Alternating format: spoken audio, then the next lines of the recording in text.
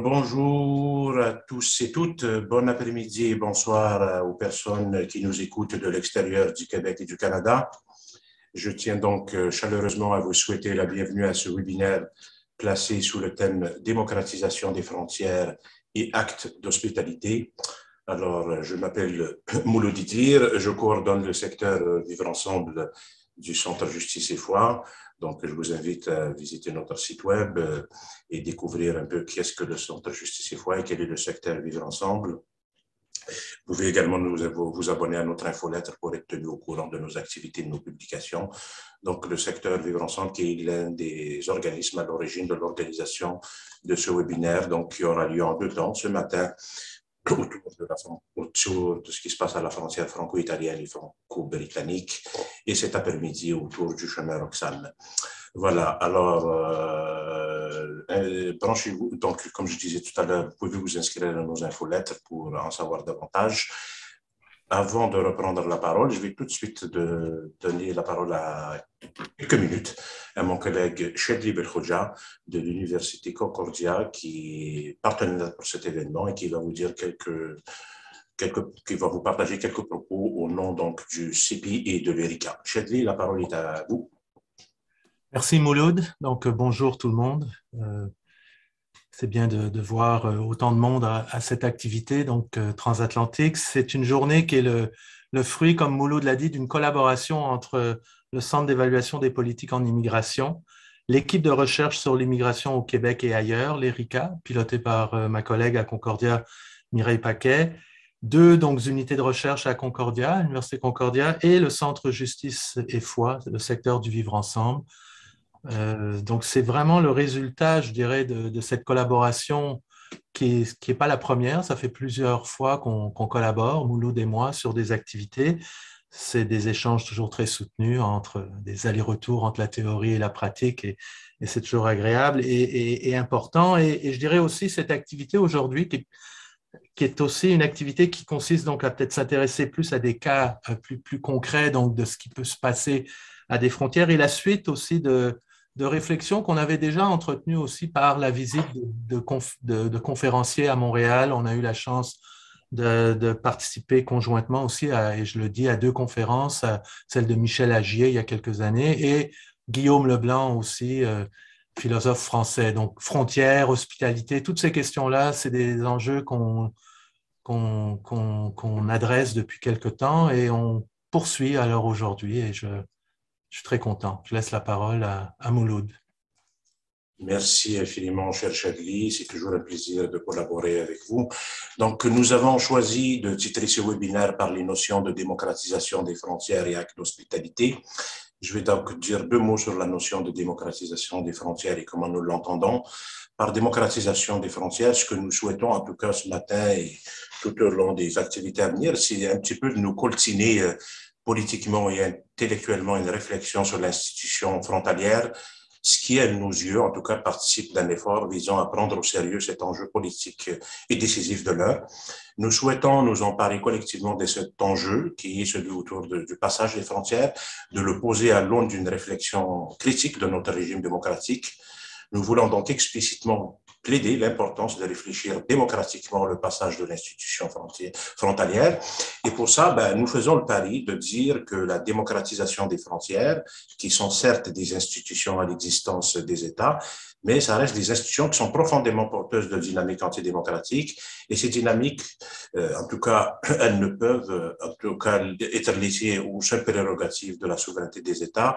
Mais la démocratisation des frontières aussi ne peut provenir que du développement du principe de la réciprocité dans l'organisation de leur franchissement, mais aussi de leur protection. En tout cas, cette requête d'une démocratisation des frontières, elle a des effets pratiques et politiques importants. Elle comporte une leçon qui est décisive à nos yeux, c'est-à-dire que le système des frontières demeure radicalement antidémocratique aussi longtemps qu'il est purement discrétionnaire et qu'aucune possibilité n'existe pour les personnes qui sont censées la traverser d'en négocier le mode d'administration, les règles de franchissement ou même ce que Étienne Tassin appelait donc leur traversée. C'est pour cela donc que nous voyons dans les actions de solidarité et les actes d'hospitalité envers les personnes exilées, les personnes qui sont souvent en situation d'errance, ces actes de solidarité que nous allons aborder ce matin sont quelque chose qui préfigure des formes d'entraide, qui sont en quelque sorte des formes d'intervention démocratique et des formes actives de citoyenneté. On peut même dire que les actes de solidarité et d'hospitalité aux frontières italiennes et franco-britanniques dont nous parlerons nos invités peuvent être compris et vus comme des formes non négligeables de nouvelles politisations dans lesquelles d'ailleurs la distinction entre politique et geste humanitaire est de plus en plus brouillée.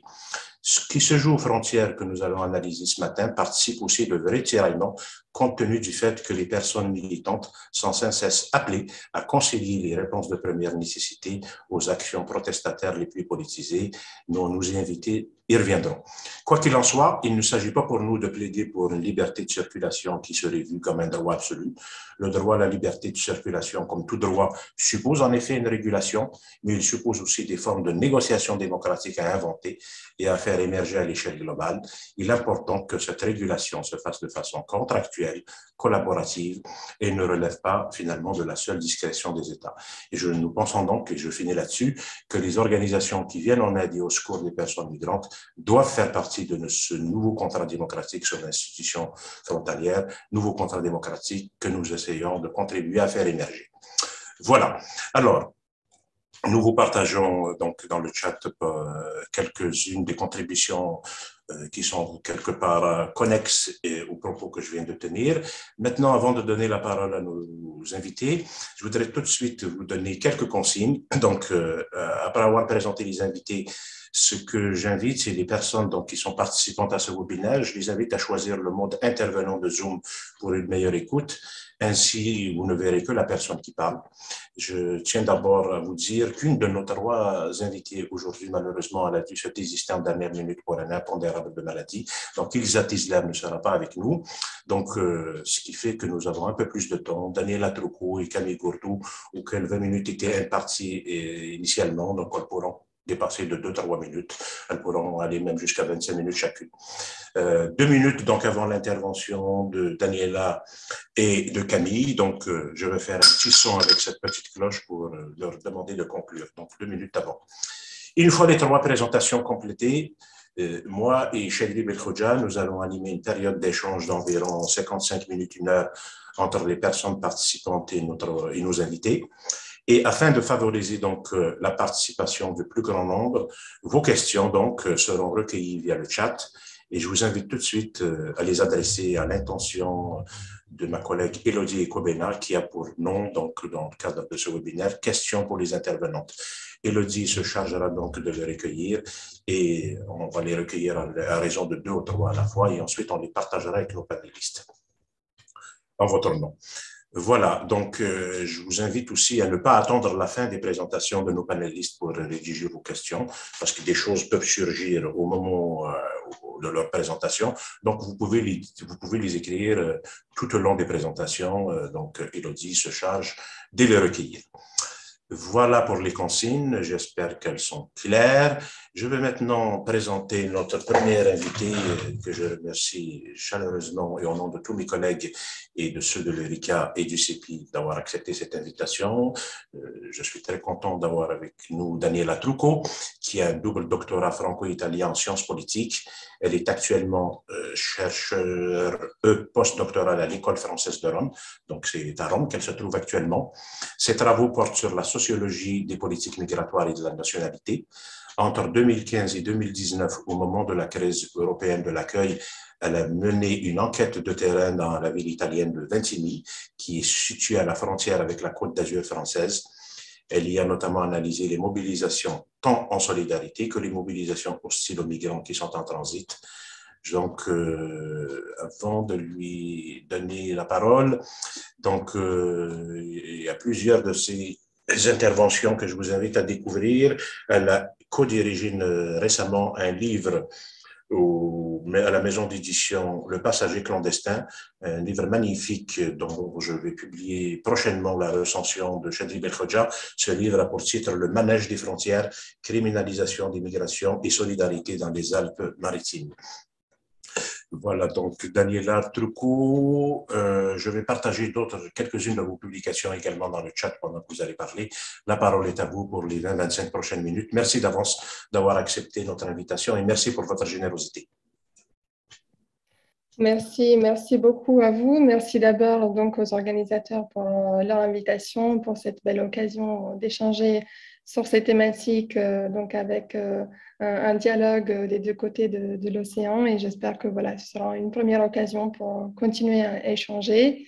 Et donc, moi, dans ce temps, j'ai imaginé de procéder en deux temps. Peut-être au début, je voudrais juste mettre un peu sur la table, lancer un peu quelques idées, quelques-uns des questionnements qui traversent les études migratoires et frontalières européennes. Donc, de manière un peu générale, sans en pouvoir faire une synthèse. Et puis, voilà, je pourrais moi aussi glisser dans le chat quelques références. Mais juste voilà, pour lancer quelques concepts qui pourront ensuite être déclinés dans l'exemple que je vais porter, mais aussi sûrement dans la présentation qui va suivre et peut-être, j'espère, être repris dans la discussion. Donc peut-être une première idée qui me paraît importante, qui a été mise en avant dans les études sur les transformations du contrôle migratoire de la frontière, est celle de la diffusion, de l'extension de la frontière. Et donc cette idée que la frontière et ses fonctions ne sont plus uniquement justement là sur cette ligne de la traversée, cette ligne de démarcation interétatique, mais qui se font aussi de plus en plus au-delà et en deçà de cette ligne, à la fois dans l'espace et dans le temps. Et donc une multiplication aussi de points frontières, de moments frontières où ce contrôle se fait concrètement. Et donc, par exemple, le fait, la politique des visas qui, du coup, se fait dans les consulats, donc avant le moment de la traversée, mais aussi en deçà donc, de la ligne. On peut imaginer, on peut penser au centre de rétention et à leur multiplication comme méthode voilà, qu'on retrouve, par exemple, partout en Europe de gestion, quelque part, des mobilités indésirables ou indésirées, jusqu'à cette idée que finalement, il y a une sorte d'incarnation même de la frontière, de personnes qui deviennent elles-mêmes frontières, puisque voilà, ciblées, puisque illégalisées, puisque catégorisées comme étant indésirables. Et donc, voilà, cette idée que quasiment la frontière suit la personne. Et donc, voilà, sortir un peu, c'est quelque chose que la littérature a beaucoup mis en avant, de sortir un peu de cette idée de la ligne étatique où des acteurs de l'État, et notamment la police aux frontières, seraient les seuls en charge de ce contrôle. Et donc, dans cette idée de diffusion, l'espace, le temps, mais aussi justement les acteurs. Et on parle aussi de plus en plus de délégation de contrôle de la part de l'État, soit à des États autres, donc des États tiers, si on pense à l'Union européenne, avec toute une série, par exemple, d'accords qui sont passés avec les pays de transit et qui, du coup, déplacent cette ligne vers d'autres territoires, des accords aussi qui font justement, qui sont très controversés du point de vue des droits, du respect des droits, avec la Libye, avec la Turquie, avec le Niger, etc. Mais une délégation aussi vers des acteurs non gouvernementaux, des acteurs privés. Et on parle du coup aussi de privatisation de la frontière, avec donc ce déplacement de la responsabilité des contrôles de plus en plus vers des acteurs économiques, par exemple les compagnies de transport, ou le fait de faire peser sur les chauffeurs de camions la responsabilité d'être sûr que des personnes ne sont pas cachées dans leurs camions, par exemple, ou les compagnies de gestion des voies ferrées, etc. Donc, une délégation de la responsabilité des contrôles, puis l'implication aussi d'acteurs privés dans l'économie sécuritaire, dans tout ce qui est la technologie de la frontière ou juste la sécurité privée. Mais aussi donc l'application d'acteurs professionnels de l'humanitaire, par exemple dans la gestion des centres de rétention, des hotspots, etc., avec plusieurs études qui ont émergé ces dernières années, qui ont bien éclairé la dynamique de cette double logique sécuritaire-humanitaire. Et donc à quel point certains acteurs non gouvernementaux ou associatifs sont menés quelque part à reproduire les logiques de l'État, à devenir quelque part des relais, voire des guichets de ces mêmes politiques sélectives, mais en même temps, les espaces aussi qui s'ouvrent de négociation, quelque part, voire de contestation. Et donc, cette diffusion des contrôles à d'autres acteurs va jusqu'aux citoyens. Et donc, avec effectivement cette immersion, multiplication des mobilisations aussi, à la fois en solidarité avec les personnes en transit, les personnes illégalisées, les personnes donc touchées par ces politiques, et à la fois aussi des mobilisations plutôt hostiles. Et donc, par rapport à ça, juste quelques éléments encore d'ordre général avant de passer à mon terrain sur donc, la solidarité. Donc, ces mobilisations de soutien, ces actes de solidarité, comme vous le disiez aussi tout à l'heure, d'hospitalité, etc. Donc là aussi, toute une littérature qui émerge et qui est désormais assez conséquente sur ces mouvements en Europe et ailleurs.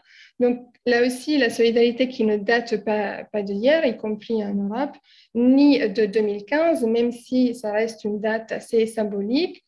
Et il est vrai que depuis cette date, ces mobilisations se sont intensifiées et peut-être qu'elles ont aussi quelques éléments de nouveauté, quelques péculiarités par rapport aux mobilisations du passé.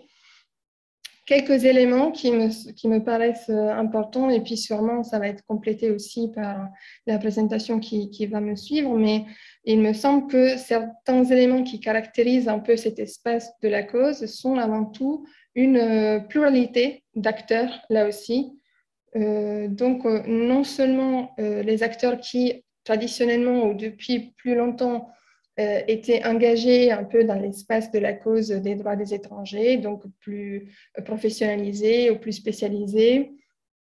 Et non seulement des militants, des mouvements qui militent vraiment pour la liberté de circulation, qui contestent la légitimité aussi de l'État à intervenir sur cette liberté, donc un peu la No Border Politics, donc ces mouvements qui généralement ont une critique plus radicale et qui puisent aussi dans l'antiracisme, dans l'anticapitalisme, et qui existent aussi au moins à partir des années 90 de la fin du siècle dernier. Donc, là aussi, c'est quelque chose qui était déjà un peu présent. Peut-être une des nouveautés principales, ou en tout cas quelque chose qui caractérise cette solidarité-là, et la participation aussi des habitants. Donc, il y a toute une mobilisation de proximité, un peu sur le mode des migrants en bas de chez soi, pour reprendre un titre, et que l'on voit notamment et surtout dans ces territoires frontaliers. Donc, de personnes qui ne sont pas forcément politisées, qui n'étaient pas forcément conscientisées sur ces thématiques, qui n'étaient pas forcément déjà donc actifs, mais qui s'activent donc de fait d'être exposés quelque part aux effets de ces politiques migratoires sécuritaires. Un autre élément qui me semble caractériser cet espace, une dynamique peut-être que l'on voit, est une certaine circulation des savoirs entre ces différents acteurs. Donc, on voit d'une part une sorte de professionnalisation. Donc, il y a des acteurs qui se professionnalisent, qui se spécialisent dans l'aide aux migrants aux frontières, mais aussi toute une série de savoirs techniques et notamment de savoirs juridiques qui sont acquis par ces militants, par exemple, ou même des savoirs militants qui sont acquis par les habitants du fait de la difficulté à aider ces personnes sans avoir des outils qui deviennent de plus en plus nécessaires, notamment dans le droit des étrangers, le droit donc propre aux frontières, mais aussi donc des savoirs militants, puisque il devient aussi difficile d'aider ces personnes, et c'est un autre point que je voulais mettre en avant, du fait de la criminalisation de la solidarité, qui est aussi donc une dynamique importante et qui est présente. On parle beaucoup en Europe de délit de solidarité, en référence à la pénalisation de l'aide à l'entrée et au séjour des personnes en situation irrégulière. Il y a aussi d'autres façons de juridiquement essayer d'entraver quelque part cette aide. Je pense par exemple dans des territoires comme celui de Ventimille ou de Calais aux interdictions de distribution de nourriture par exemple. Donc voilà, il y a toute une série de normes qui du coup ont aussi donné lieu à des procès, etc., qui viennent quelque part criminaliser, décourager, entraver ces actes de solidarité. Et tout cela s'accompagne aussi d'un discours politique, mais qui devient aussi quelque part de sens commun, de délégitimation, de décrédibilisation, de suspicion autour des personnes et des organisations qui viennent en aide aux personnes migrantes.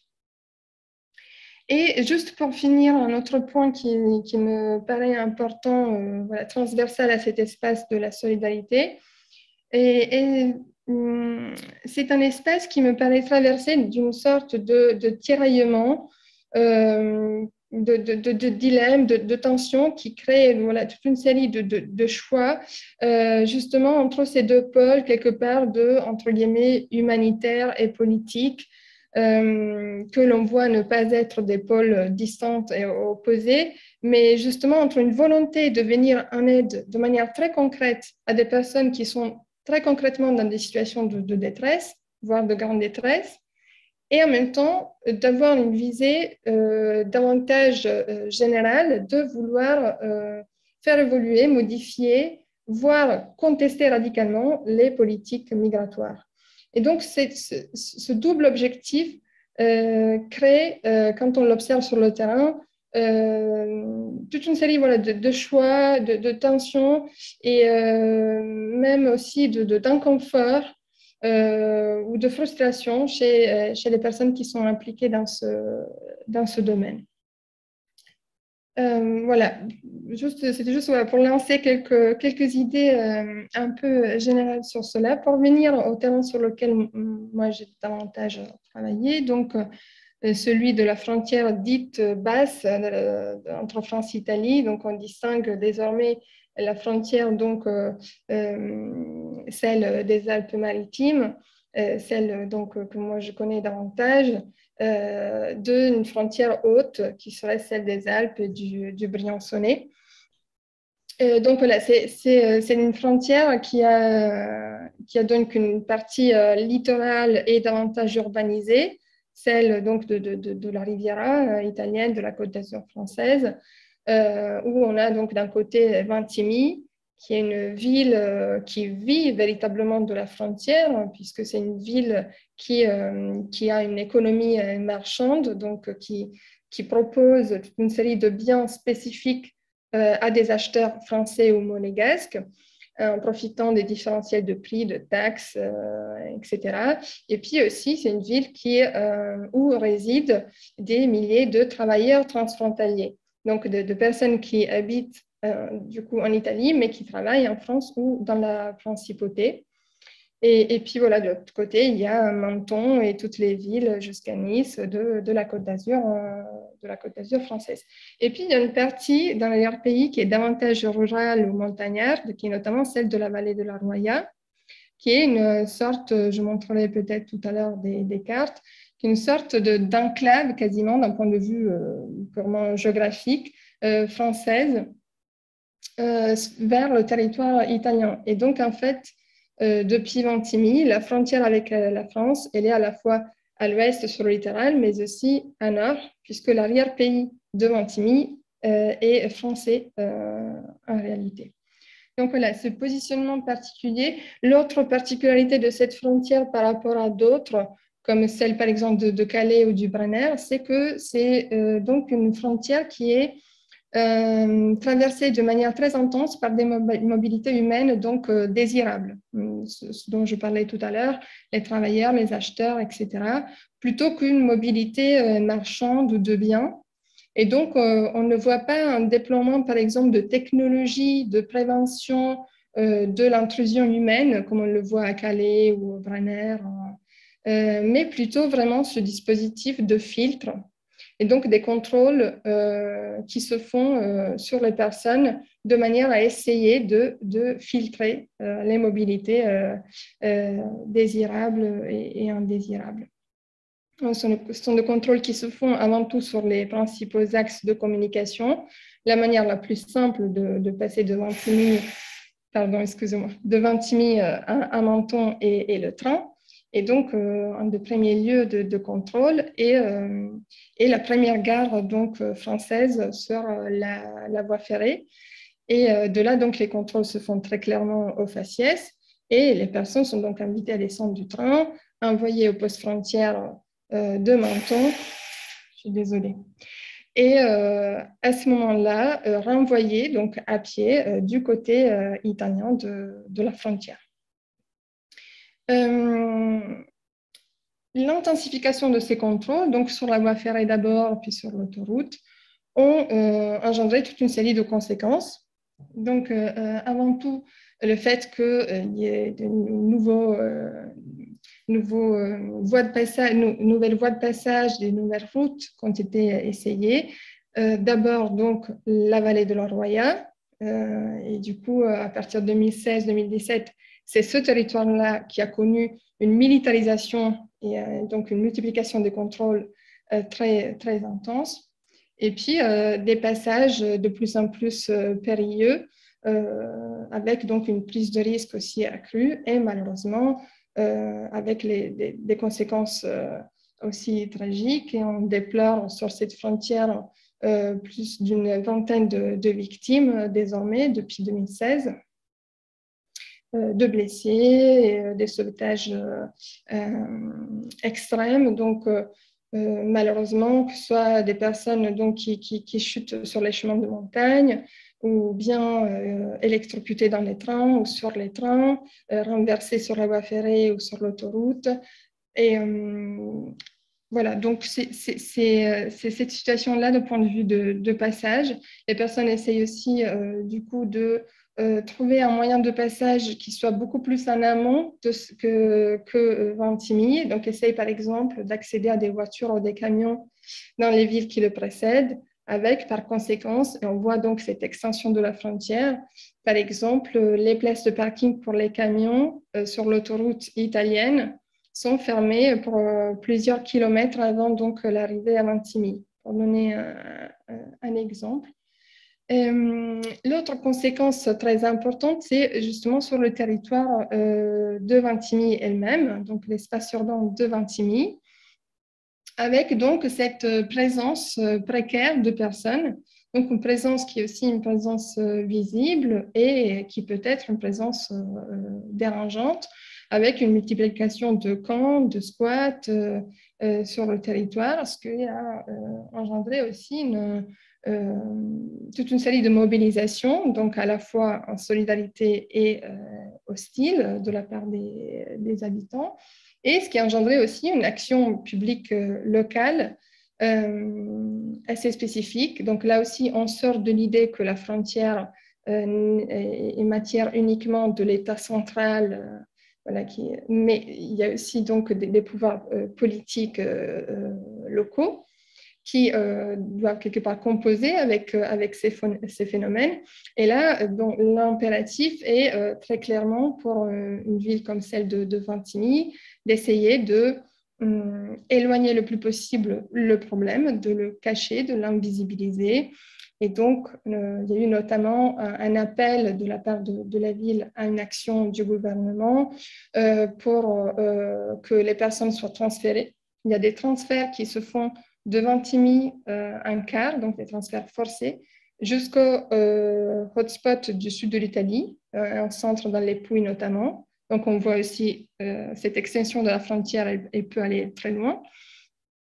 Et il y a eu aussi, pendant toute une période, de 2016 à 2020, une mise en camp quasiment forcée. Donc, sur la demande de la mairie, la préfecture a ouvert un camp pour les personnes en transit. Et il y a eu toute une série de mesures pour faire en sorte que les personnes soient très fortement découragées de ne pas y aller, ou en tout cas de rester visibles dans des camps, etc., sur l'espace de la ville, plutôt que d'accéder au camp.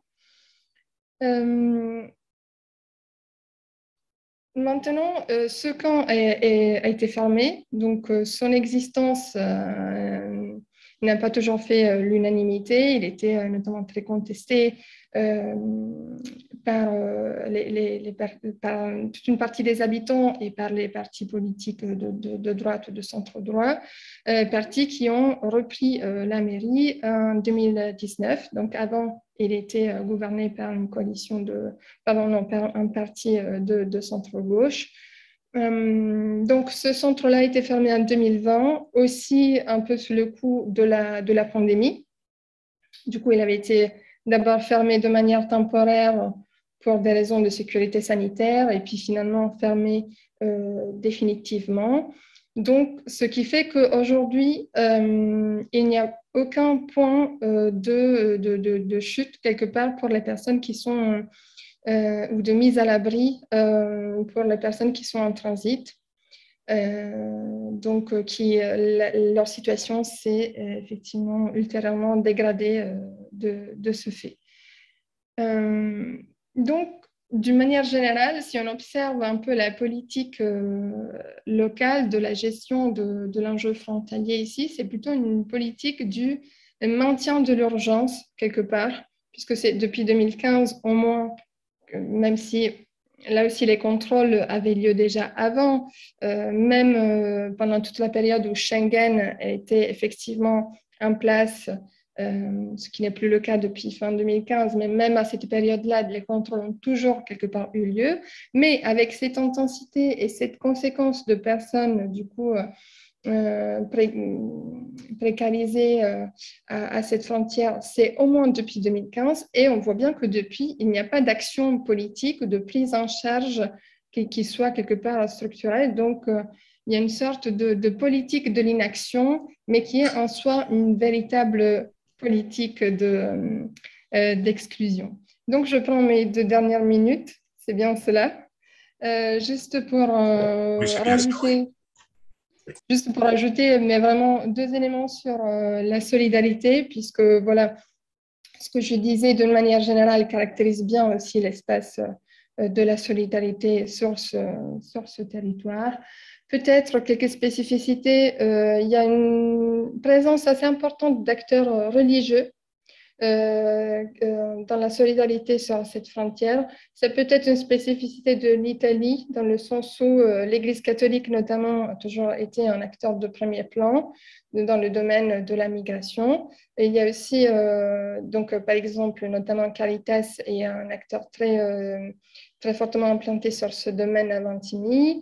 Mais il y a aussi d'acteurs protestants, par exemple. Il y a la table vaudoise qui est très active ici, les acteurs musulmans également. Donc, je ne sais pas à quel point, et peut-être ce serait aussi intéressant d'en discuter, c'est une particularité italienne ou de cette frontière.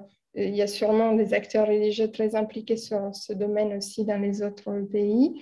Peut-être une autre spécificité italienne et de Ventimille, c'est la présence, surtout dans la première période 2015-16, de ce mouvement no border, de cette mobilisation assez significative qui a pu s'appuyer notamment sur les mouvements de l'autonomie qui sont assez implantés en Italie, et notamment en lien avec le mouvement pour le droit au logement, donc le mouvement des squats autogérés, et donc qui a pu créer une forte mobilisation, surtout au début. C'est aussi une mobilisation qui a connu une très forte criminalisation et répression. Elle a juste une spécificité ici, c'était que plutôt que l'aide au passage, il y a eu des procès aussi du côté italien et surtout beaucoup de côté français, mais une spécificité, ça a été de interdire ces militants du coup de nationalité italienne de séjourner, de rester et de séjourner sur la ville de Vintimille. Donc, il y a eu au moins une soixantaine, 70 expulsions et interdictions pour 3 ans de revenir sur la ville pour des raisons de sécurité. Donc, c'est une mesure préjudiciaire qu'on peut donner à des personnes qu'on estime dangereuses socialement et qui a été très fortement utilisée donc, pour éradiquer un peu ce mouvement. Et voilà, vraiment une toute dernière chose, c'est que de plus en plus on utilise le répertoire juridique aussi sur cette frontière, à la fois sur la forme de conseil juridique des deux côtés. C'est aussi voilà, un effet peut-être de la répression et de voilà, la transformation que l'on voit. Et aussi de contentieux stratégiques. Une chose intéressante qui se fait à cette frontière, notamment à Menton, c'est l'organisation d'observation en interassociatif des pratiques policières à la frontière. Avec des bénévoles qui se relaient pour observer, prendre des notes sur comment sont faits les refoulements, est-ce que la personne a été mise en condition, ne serait-ce que par rapport au temps éventuellement demander l'asile, est-ce qu'il y avait des mineurs, etc. Et essayer de récolter donc toutes ces informations pour éventuellement aussi monter du contentieux qui a pu aussi faire évoluer quelques pratiques, notamment par exemple, juste un exemple sur le refoulement des mineurs. Voilà, merci beaucoup. Merci infiniment, Daniela. C'est très intéressant. Donc, il y a énormément d'éléments qui reviendront sans doute dans la période d'échange, ne serait-ce que le dernier élément qui est celui de l'observation des pratiques policières. C'est quelque chose qui sera normalement abordé cet après-midi, donc dans le prolongement donc, de ce webinaire, dans la présentation de Karim Côté-Boucher, qui a étudié justement les pratiques des agents frontaliers de la GRC, qui pose finalement la redevabilité, si vous voulez, des pratiques qui ont lieu aux frontières par les institutions, notamment policières, un élément important. Je vais donc donner maintenant, je vais d'abord vous présenter Camille Gourdeau, qui va prendre la parole tout de suite après ma présentation. Elle est socio-anthropologue, chercheur associé à l'URMIS, l'Université de Paris. Elle est fellow donc, de l'Institut Convergence Migration et elle enseigne à l'Université de Caen. C'est AEM, donc en France. Elle va nous parler donc des actions de solidarité qui ont eu cours dans le port de Normandie, le port de Ouistreham. Il s'agit, pour ainsi dire, des actions qui visent à épauler les migrants qui se sont peu à peu postés donc à Ouistreham dans l'attente de passer en Angleterre, qui est donc censé donc c'est censé être un lieu de passage, mais malheureusement ce lieu qui est censé en être un de passage est devenu finalement après la forme d'un camp durable finalement. Voilà, alors quelques-unes des publications de Camille Gourdeau, un texte qui a pour titre « Entrer en relation, distribuer des repas aux personnes exilées et à Ouistreham », donc qui a été publié donc dans la revue Cantron, que normalement mon collègue Sylvain vous partage dans le chat.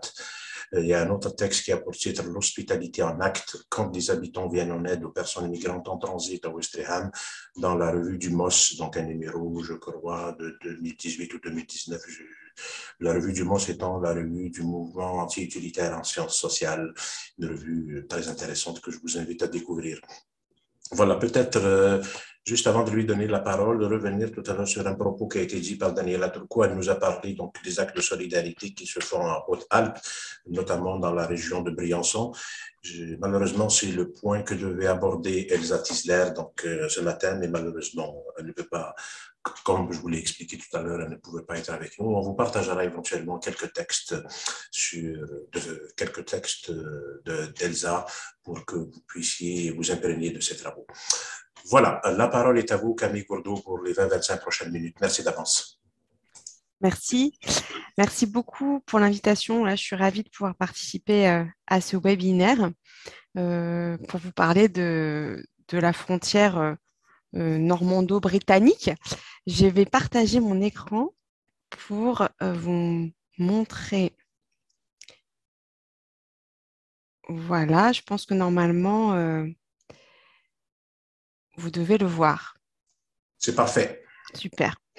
Euh, voilà, donc comme Mouloud le précisait, moi, je me suis intéressée à une mobilisation d'habitants à Ouistreham. Alors, je vais vous montrer où c'est parce que peut-être que voilà, je vous ai remis une carte de la France pour vous montrer où se trouve la Normandie, dans le nord, plus particulièrement le Calvados, et à côté de Caen, euh, il y a Ouistreham, du coup, qui est voilà, sur le bord de la Manche. Et donc, on est à, je sais pas, 300, 400 km de Calais, voilà, avant la Bretagne. Donc, Ouistreham, c'est une ville de 9000 habitants.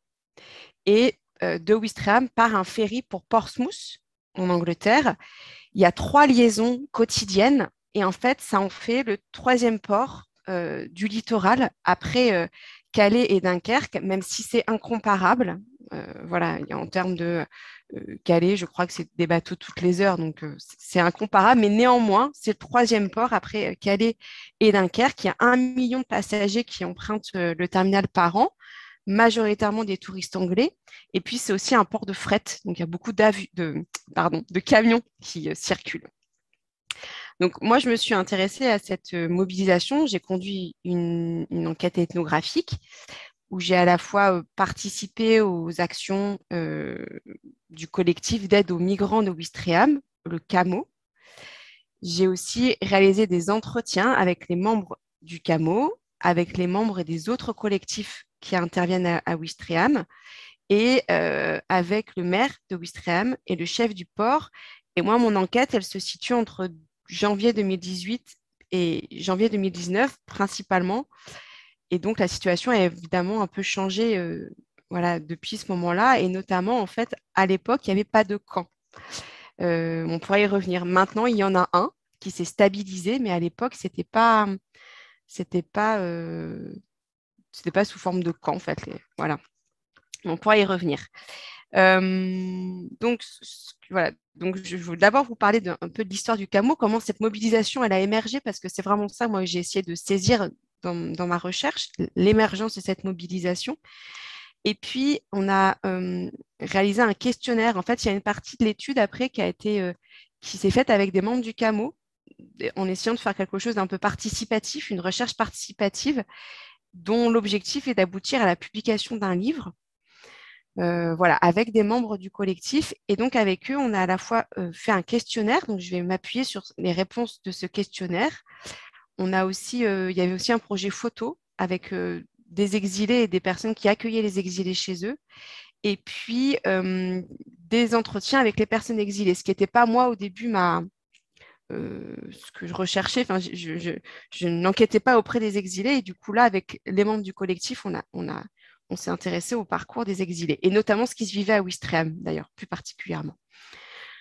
Voilà, et donc sur l'histoire du CAMO, peut-être dire que l'histoire des migrants à Ouistreham, elle ne commence pas au moment où le CAMO, donc le collectif d'aide aux migrants de Ouistreham, émerge.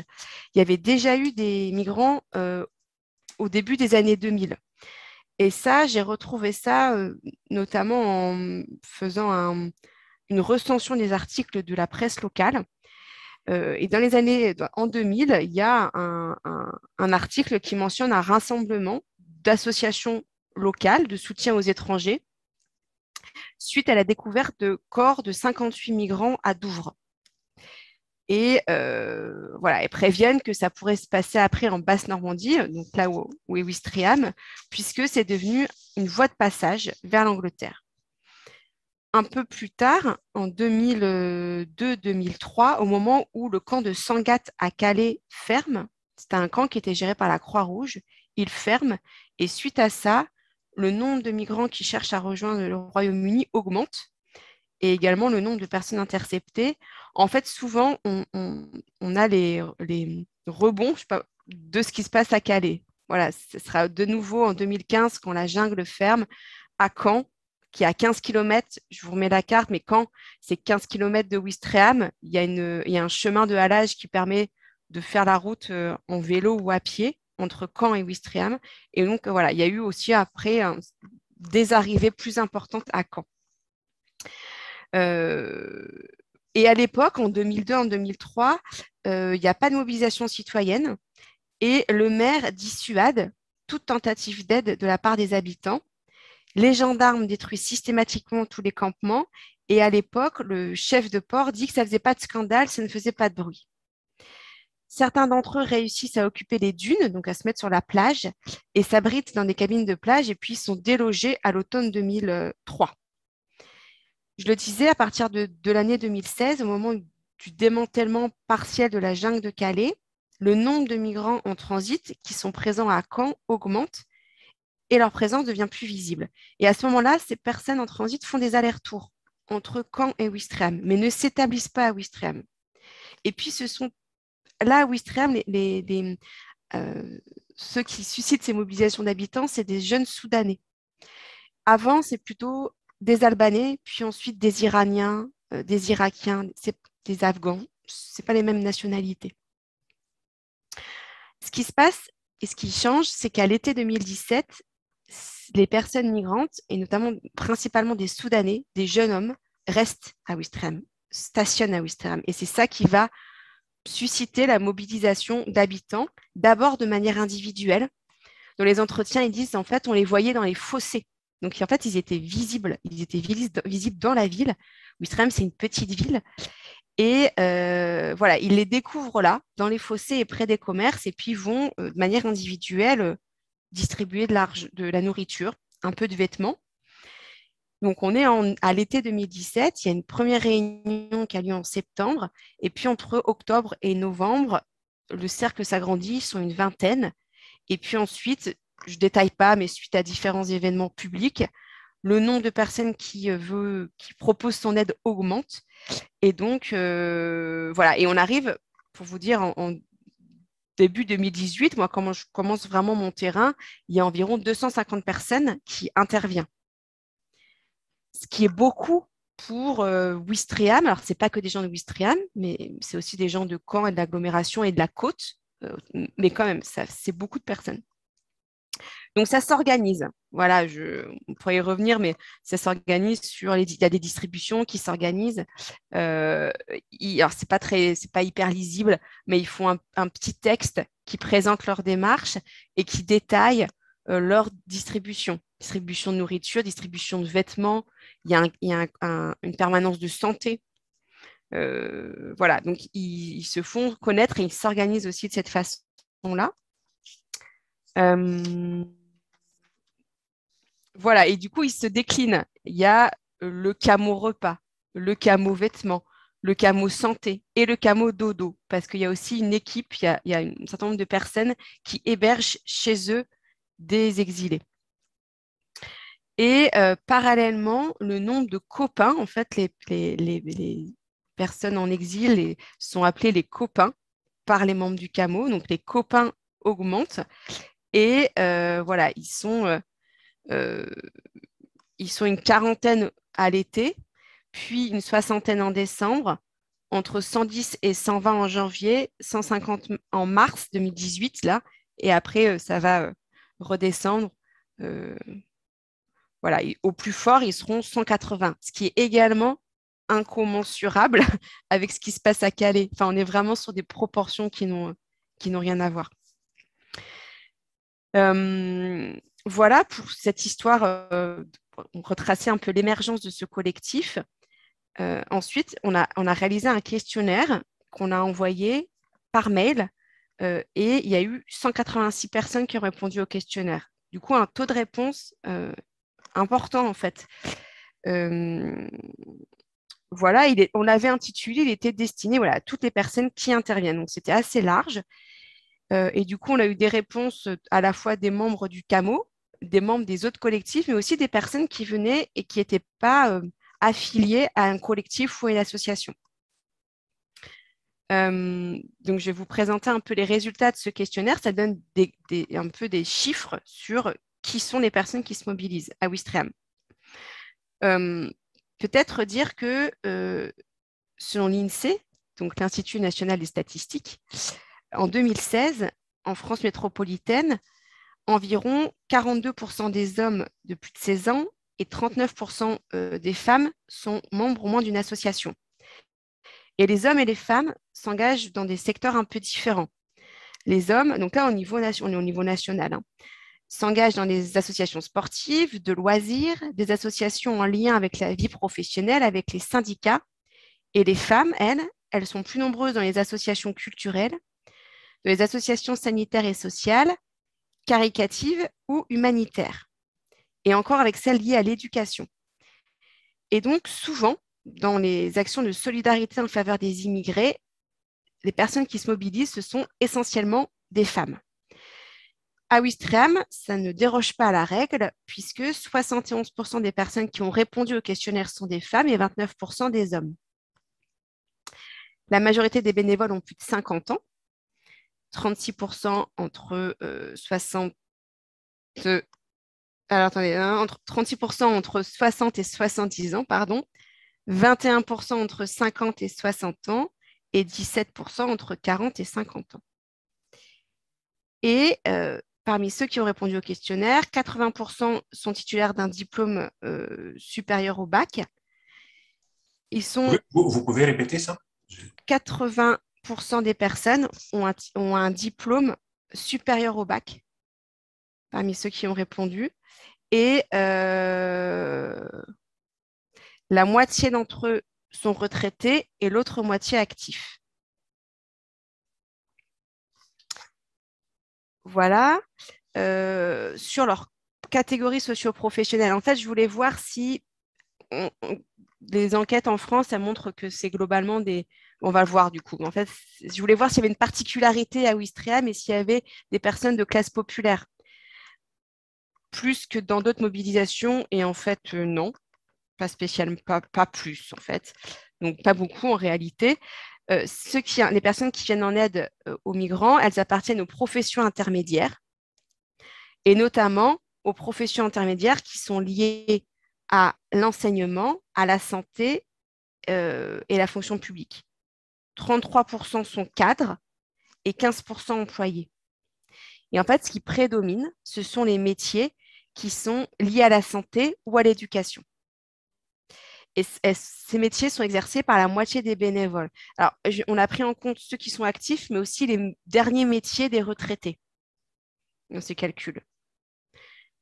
Voilà. Et donc, en fait, notamment, il y a des études, une recherche réalisée par Mathilde Pett sur des associations dans le nord de la France. Et c'est assez semblable à ce qu'elle décrit, c'est-à-dire que les bénévoles appartiennent majoritairement aux professions intermédiaires et exercent un métier en lien avec l'éducation ou la santé. Par contre, à Ouistreham, il y a davantage d'employés qui sont engagés auprès des personnes exilées, mais les personnes de classe populaire restent minoritaires. Voilà. Ensuite, on voulait savoir ce que faisaient les personnes, notamment pour travailler sur la division du travail militant. Et donc, on a repris les grands domaines. Ce qui était proposé, c'était l'hébergement, la nourriture, la distribution de vêtements, la diffusion de l'information, les soins, les activités culturelles ou sportives, l'aide logistique, parce que du coup, il faut apporter le camion lors des distributions, enfin, ce genre de choses, les tâches administratives, la prospection de partenariats et de donateurs, la lecture, l'apprentissage du français et la traduction. Et donc, ce qu'on voit, c'est que la majorité des bénévoles interviennent dans 3 domaines d'action, la nourriture, les vêtements et l'hébergement. Là, vous avez les chiffres. Et donc, pour la plupart des personnes investies à Ouistreham, le don de nourriture et de vêtements, c'est le premier geste qui est accompli de solidarité envers les migrants.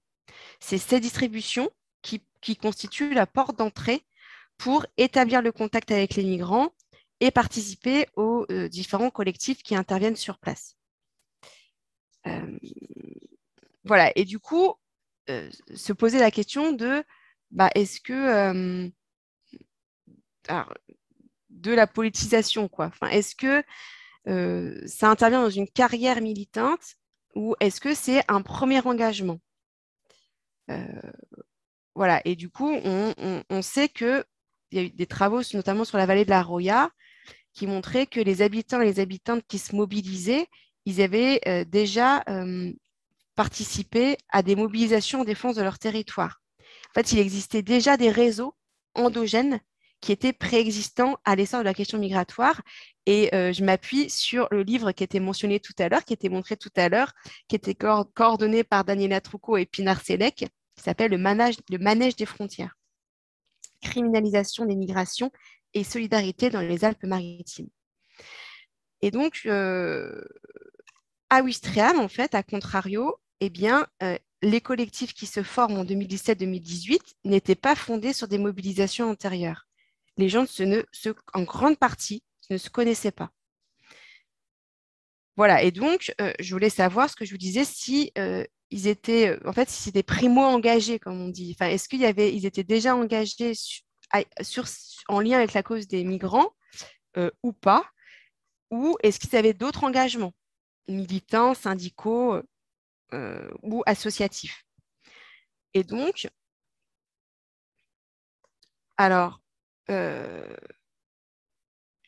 n'est pas à l'écran ce que je vais vous lire là, que la majorité des personnes qui sont engagées à Ouistreham le sont depuis l'hiver 2017, donc au moment où le CAMO prend de l'ampleur. 67% s'engagent à ce moment-là. 16% depuis juillet, donc ça c'est le premier cercle, ceux qui se sont d'abord engagés. 13% entre 2015 et 2017 et seulement 1% avant 2015. Donc c'est vraiment une implication au moment où le collectif prend de l'ampleur. Sur les 186 personnes qui ont répondu au questionnaire, 123 n'avaient jamais participé à des actions d'aide aux migrants et 43% ne connaissaient pas, en dehors de Ouistreham, des associations, des mouvements ou des collectifs de la cause des étrangers. Pas même ceux qui étaient à Caen, à 15 km. Ils ne connaissaient pas le réseau associatif local, en fait.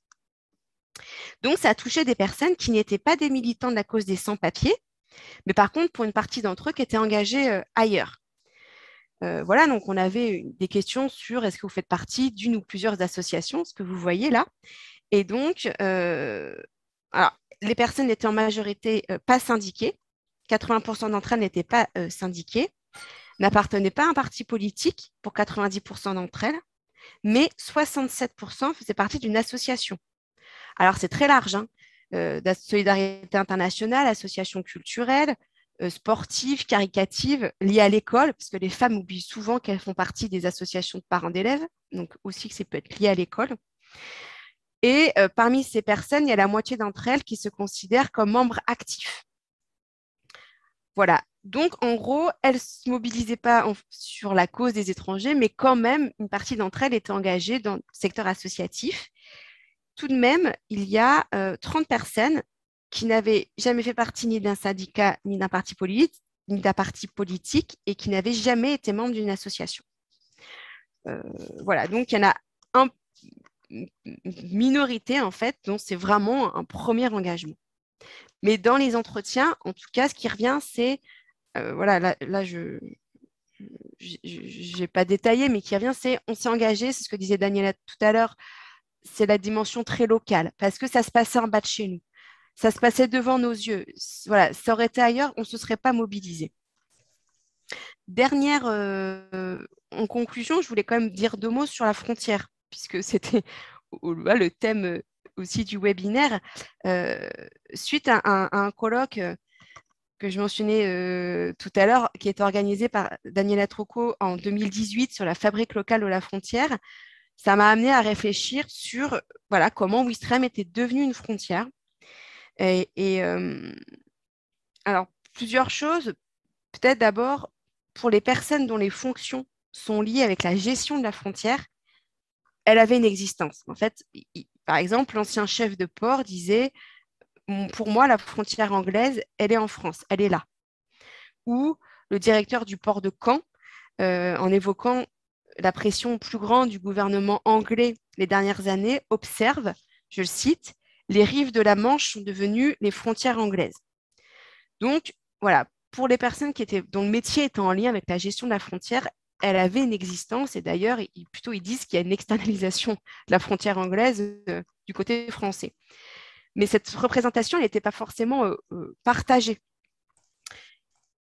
Du coup, ce que j'ai essayé de montrer, c'est plutôt comment elle est devenue tangible, d'une part, parce que la présence migratoire, elle est construite comme un problème public.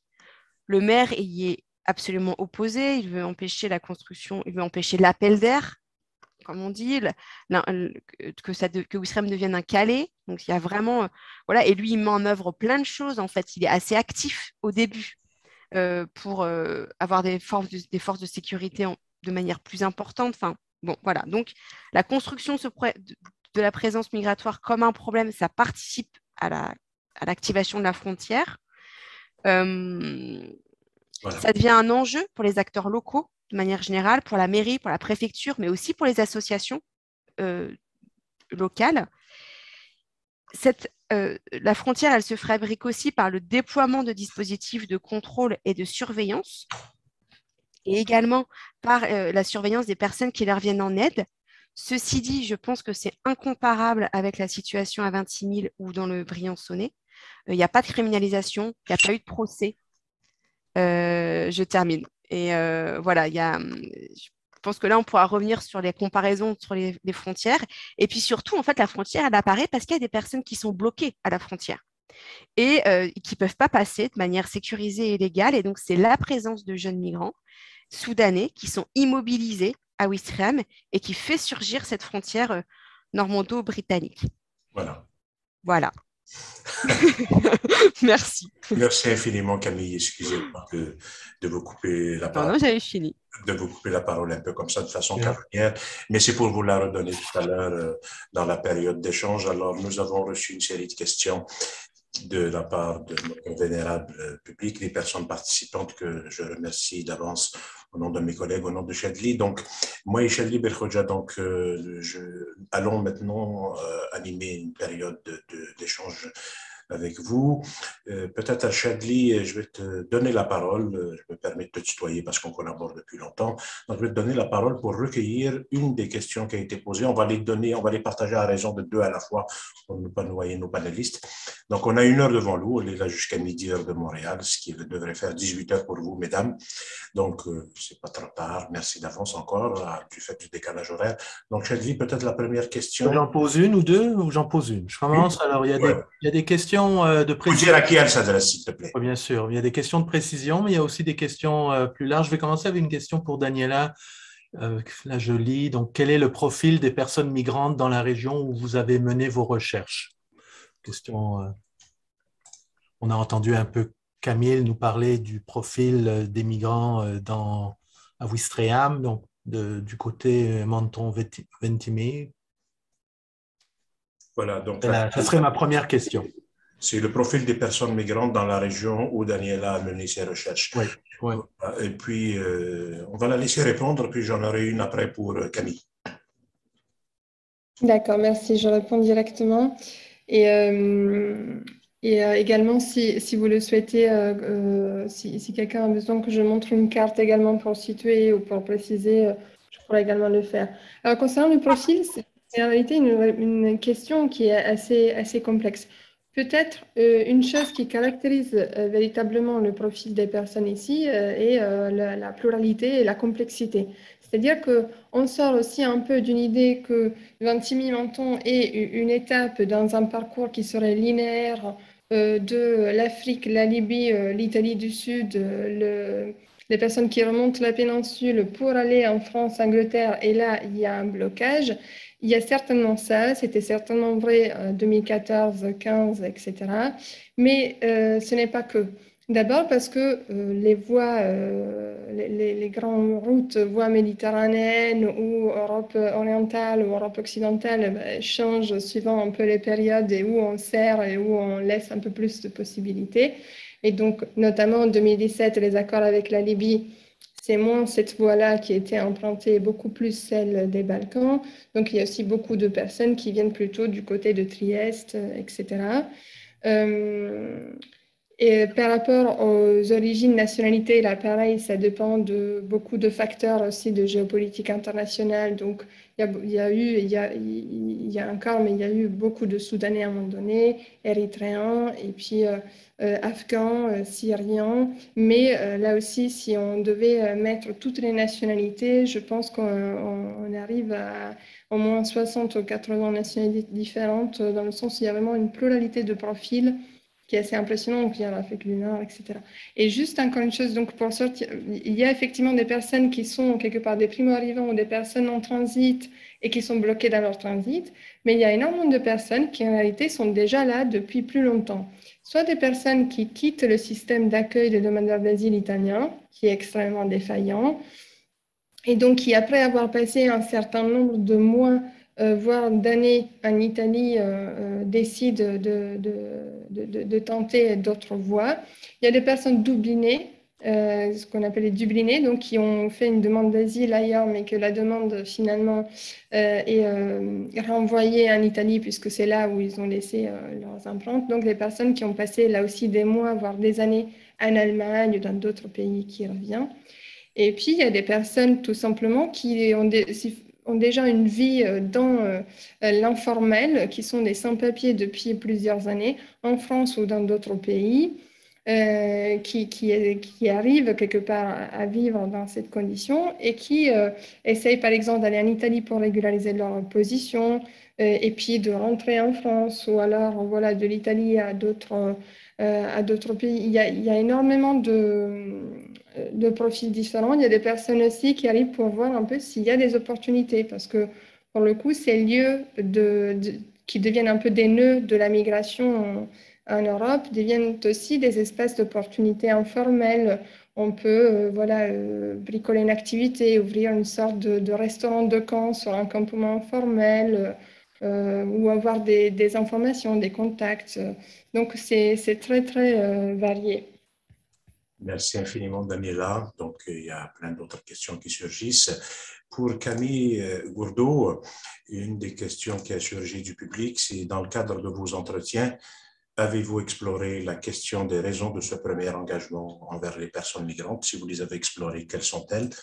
Et à cette question, j'ajouterai juste un élément qui va permettre un peu de déployer votre réflexion. C'est dans ce que vous appelez dans vos travaux les ressorts de l'engagement, c'est-à-dire les ressorts de l'engagement, vous avez identifié ce que vous appelez l'émotion comme ressort de l'engagement. Donc, est-ce que vous pouvez élaborer là-dessus? Oui, merci. Oui, effectivement. Dans l'article que vous mentionnez, là, j'ai essayé de voir ce qui avait amené les personnes à se mobiliser. Et alors, j'en ai un peu parlé. Il y a effectivement l'émotion de voir ces jeunes hommes dehors. Il y a une perception de leur vulnérabilité, à tort ou à raison d'ailleurs, mais en tout cas, ils les perçoivent comme vulnérables. Euh, voilà, du coup, ils arrivent, voilà, avec des descriptions de jeunes hommes qui arrivent presque nu-pieds, quoi. Mm. Donc, il y a quelque chose comme ça. Il y a donc le fait que ce soit en bas de ces jeux, ça j'en ai parlé, la proximité, la localisation qui est un facteur important. Il y a le fait chez les femmes, il y a plusieurs femmes qui mentionnent le fait qu'elles ont des enfants du même âge.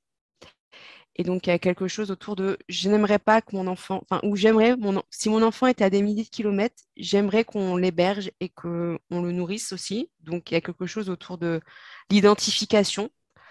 Euh, et puis, il y a quelque chose aussi, voilà, on a beaucoup dit en France, en tout cas, questionner l'expression de crise migratoire à raison pour dire que ce n'était pas une crise migratoire, donc après 2015, que c'était une crise de l'accueil ou une crise de l'asile. Et je souscris totalement, mais par contre, je pense que ça a eu des effets sur les personnes. C'est-à-dire que, en fait, ça a eu des effets sur un peu ce que disait Daniela tout à l'heure, mais subjectivement, il s'est passé quelque chose. Et c'est aussi un effet, je pense que ce qui se passe à Ouistreham, c'est de se dire, ah, ce qu'on a vu est chez nous, en fait. Ça nous arrive jusqu'à chez nous. Et donc, on veut participer en les aidant à, enfin, c'est un écho quasi, enfin peut-être pas direct, mais en tout cas, c'est les images de l'enfant qui est retrouvé mort sur la plage, où ça a été très, très fort. C'est la guerre en Syrie. Enfin voilà, en tout cas, il y a quelque chose autour des effets de 2015, en tout cas sur des personnes qui n'étaient pas militants et voilà, qui participent à une solidarité plus générale. Oui, le premier élément de la question, Camille, c'était dans le cadre de vos entretiens, avez-vous exploré la question des raisons de ce premier engagement? Donc, vous y répondez un petit peu là, à partir des éléments que vous voulez donner. Chadli, à toi. Oui, je lis ce qu'il y a sur le chat. Donc là, une question peut-être qui s'adresse à vous deux, en fait. Je vais la lire. Est-ce que les bénévoles des associations à Calais et Ventimille s'investissent également dans des organisations de lutte sociale et politique pour la régularisation des migrants et migrantes et pour des changements législatifs? Dans l'affirmatif, comment? Merci, Chadli. Mesdames? Oui, alors oui et non, dans le sens où voilà, il y a des distinctions à faire. Et alors, si je pense à Montréal à Ventimille, comme ce n'est pas une grande ville, ce n'est pas voilà, enfin, c'est une ville de 20-25 000 habitants qui est très marginale donc, du fait de son positionnement, etc. Il n'a pas un tissu associatif et politique préalable très fort, et notamment sur ces thématiques-là. Donc là, je dirais que on retrouve plutôt le profil donc, des habitants qui s'engagent, etc., et qui n'ont pas forcément une visée plus générale de changements législatifs, etc. D'autre part, il y a eu donc ces militants davantage contestataires sur le fait que, donc sur un positionnement qui ne serait pas tant d'améliorer les lois que de questionner véritablement le fait qu'il y ait des limitations à la liberté de chacun de se déplacer. Du côté français, en revanche, il y a eu progressivement un investissement à partir notamment de 2016-2017 des organisations qui sont classiquement donc investies sur ce terrain. Il y a eu aussi la mise en place d'une coordination, la CAFI, de 5 grandes organisations, donc Caritas France, Médecins du Monde, Médecins sans frontières, la CIMAD et Amnesty International, qui du coup donc apportent leur savoir-faire et qui effectivement là vont davantage travailler sur le plaidoyer, sur le contentieux stratégique, donc sur le fait que essayer donc de bouger les lignes de la loi, effectivement. Camille? Alors, j'en ai pour Camille Vous Gourdeau. voulez peut-être, pardon, Mouloud, je voulais tout simplement rajouter un élément. Vas-y. Puis Camille n'avait pas répondu à cette question qui s'adressait aux deux, en fait. Mais la proximité avec des villes comme Nice ou Caen, est-ce que ça joue là dans ce que vous expliquez? C'est-à-dire, parce que dans le contexte québécois, ici, avec la frontière aussi, bon, le fait que des grands organismes se trouvent à Montréal et interagissent aussi peut-être avec ce qui se passe plus localement. Est-ce qu'il y a cette dynamique-là? Est-ce qu'elle s'est produite dans vos deux cas respectifs? Mais Camille, peut-être tu pourrais répondre déjà à la première. Là, est-ce qu'il y a donc comment on fait cette relation avec les associations qu'elles Oui, s'investissent aussi sur des luttes politiques, sociales? ouais, c'est un peu la question du passage aux politiques Oui. plus largement. Il y a une vraie tension qui traverse les membres du CAMO qui disent à la fois on ne veut pas faire de politique entendue politicienne, notamment parce que le contexte local est très dur et très tendu avec un maire vraiment fortement opposé à la présence des migrants.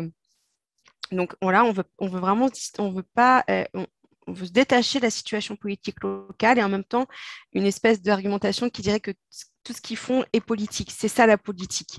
Donc voilà, il y a une tension autour de ça. Et sur le passage aux politiques, alors je dirais euh, oui et non. À la fois, il y a eu la mise en place d'une permanence juridique à Ouistreham avec l'aide de la CIMA, donc une grosse organisation historique de soutien aux droits des étrangers. La permanence juridique, elle était à la fois tenue aussi par des membres du CAMO, ce qui a permis au moins une dizaine de migrants d'obtenir le statut de réfugié. Donc, voilà, et le passage, enfin, il y a un travail autour du juridique qui n'était pas au début. Et ça s'est mis en place ensuite. Certains d'entre eux, il y a eu des manifestations d'organisés à Ouistreham, mais pareil, il y avait des grosses discussions au début au CAMO pour savoir s'il fallait ou pas participer aux manifestations. Il y a quand même eu une manifestation. Certains d'entre eux ont fait du travail interassociatif avec les associations basées à Caen. On est très proche quand même, c'est 15 km. Et néanmoins,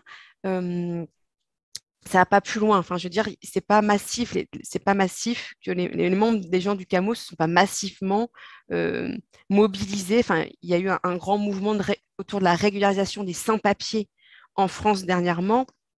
Je pense qu'ils ne se sentent pas concernés. Donc voilà, Merci Camille. ambigu, quoi. Oui. Alors, il y a une question qui vous est adressée directement que je vais reprendre. Attendez, en fait, ça concerne le profil des personnes. Alors, on vous demande qu'est-ce qui explique que ce soit des personnes de l'éducation et de la santé qui soient les plus interpellées et qu'en est-il des autres? Comment expliquer ce fait? En fait, moi, pardon.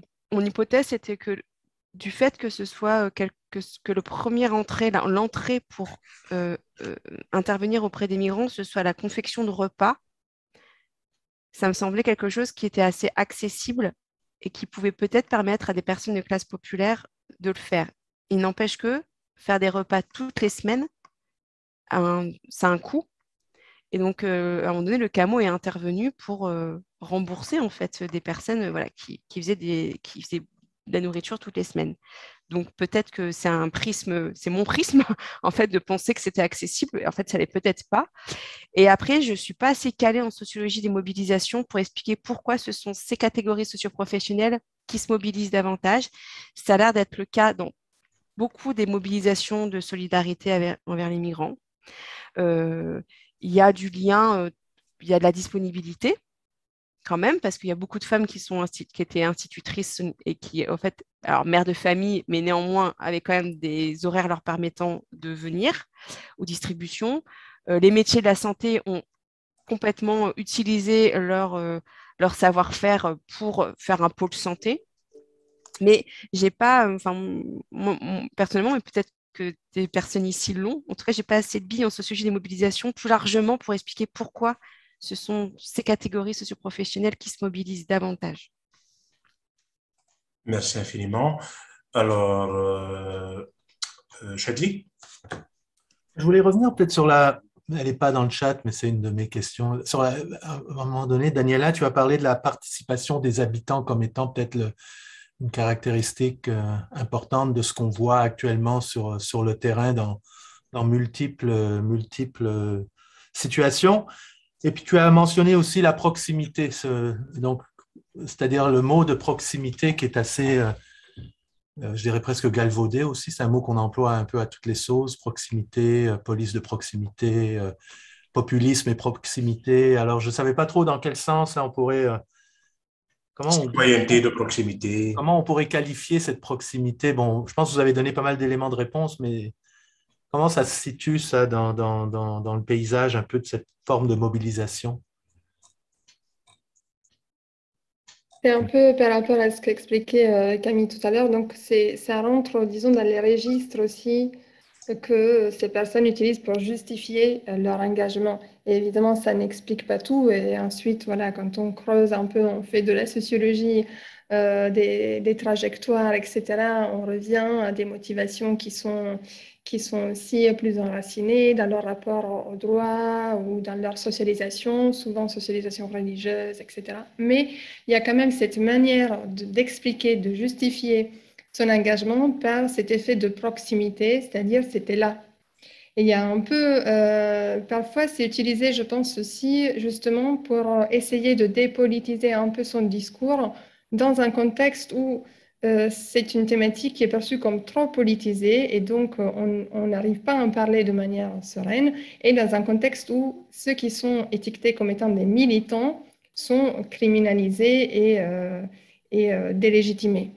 Et donc, c'est aussi peut-être le fait de donner davantage un registre émotionnel, local, de proximité, une tentative de quelque part essayer de dépolitiser un peu ce choix qui reste évidemment toujours politique. Et donc, on retrouve souvent dans les entretiens, etc., c'est un jour, j'ai vu une famille sur le trottoir devant chez moi et là, j'ai pas pu m'empêcher. Bon, après, évidemment, si on remonte un peu, il y avait déjà, je sais pas, des expériences de bénévolat, mais ailleurs, ou une sensibilité, etc. Et en lien avec ça et par rapport aussi à la question des profils, alors moi, je n'ai pas fait une sociologie quantitative aussi poussée et c'est super sur Ventimille, et donc par rapport à ce qu'a fait Camille, mais j'ai l'impression que les profils sont un peu différents et qu'il y a peut-être aussi un effet d'histoire nationale des mobilisations. Si je pense aux bénévoles du côté français, de Nice, etc., ce sont souvent effectivement des retraités, voilà, beaucoup de femmes, soit anciennes voilà, institutrices, etc., qui vont faire du bénévolat chez Amnesty, etc. Alors que les personnes qui sont un peu engagées voilà, de manière par proximité ou sur Vintimille sont souvent des personnes qui ont quand même des profils un peu plus populaires et souvent par le biais, par exemple, d'églises. Donc, ce sont très souvent des femmes paroissiennes qui ont quand même du temps parce que soit c'est des femmes au foyer, soit c'est des femmes qui ont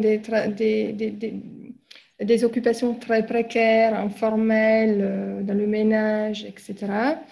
Et qui sont investies dans les activités, par exemple, paroissiales, la chorale, le catéchisme, etc., et qui ont sur la proposition du curé ou en tout cas de ce milieu-là, s'investissent, par exemple, sur la thématique. Ce qui fait que parfois, voilà, les origines sociales peuvent être plus populaires. C'est aussi une ville qui voilà, a des couches populaires assez importantes de familles qui ont elles-mêmes des origines migratoires du sud de l'Italie. Voilà, donc tout ça, ça peut un peu caractériser. Merci, Daniela. Pour Camille, il y a une des questions qui émerge des personnes participantes. On vous dit que on voudrait aborder la question de la prise de risque. La personne vous dit qu'on remarque que de nombreuses personnes migrantes essayent de passer la Manche sur des petites embarcations, ce qui est très risqué. Et donc, on vous demande d'expliquer un peu qu'est-ce qui explique un peu cette nouvelle stratégie compte tenu des risques énormes qu'elle comporte. Des éléments de réponse, quoi. Oui, oui, puis vous savez qu'il y a eu un drame avec une trentaine de personnes qui sont mortes et qui ont chaviré hier soir, hier. Oui, c'était dans les médias ce matin. Et du coup, je lisais tout à l'heure un communiqué d'un groupe de Calais parce qu'à Ouistreham, on n'a pas cette situation-là, mais c'est beaucoup plus loin. Enfin, la distance est beaucoup plus importante avec l'Angleterre.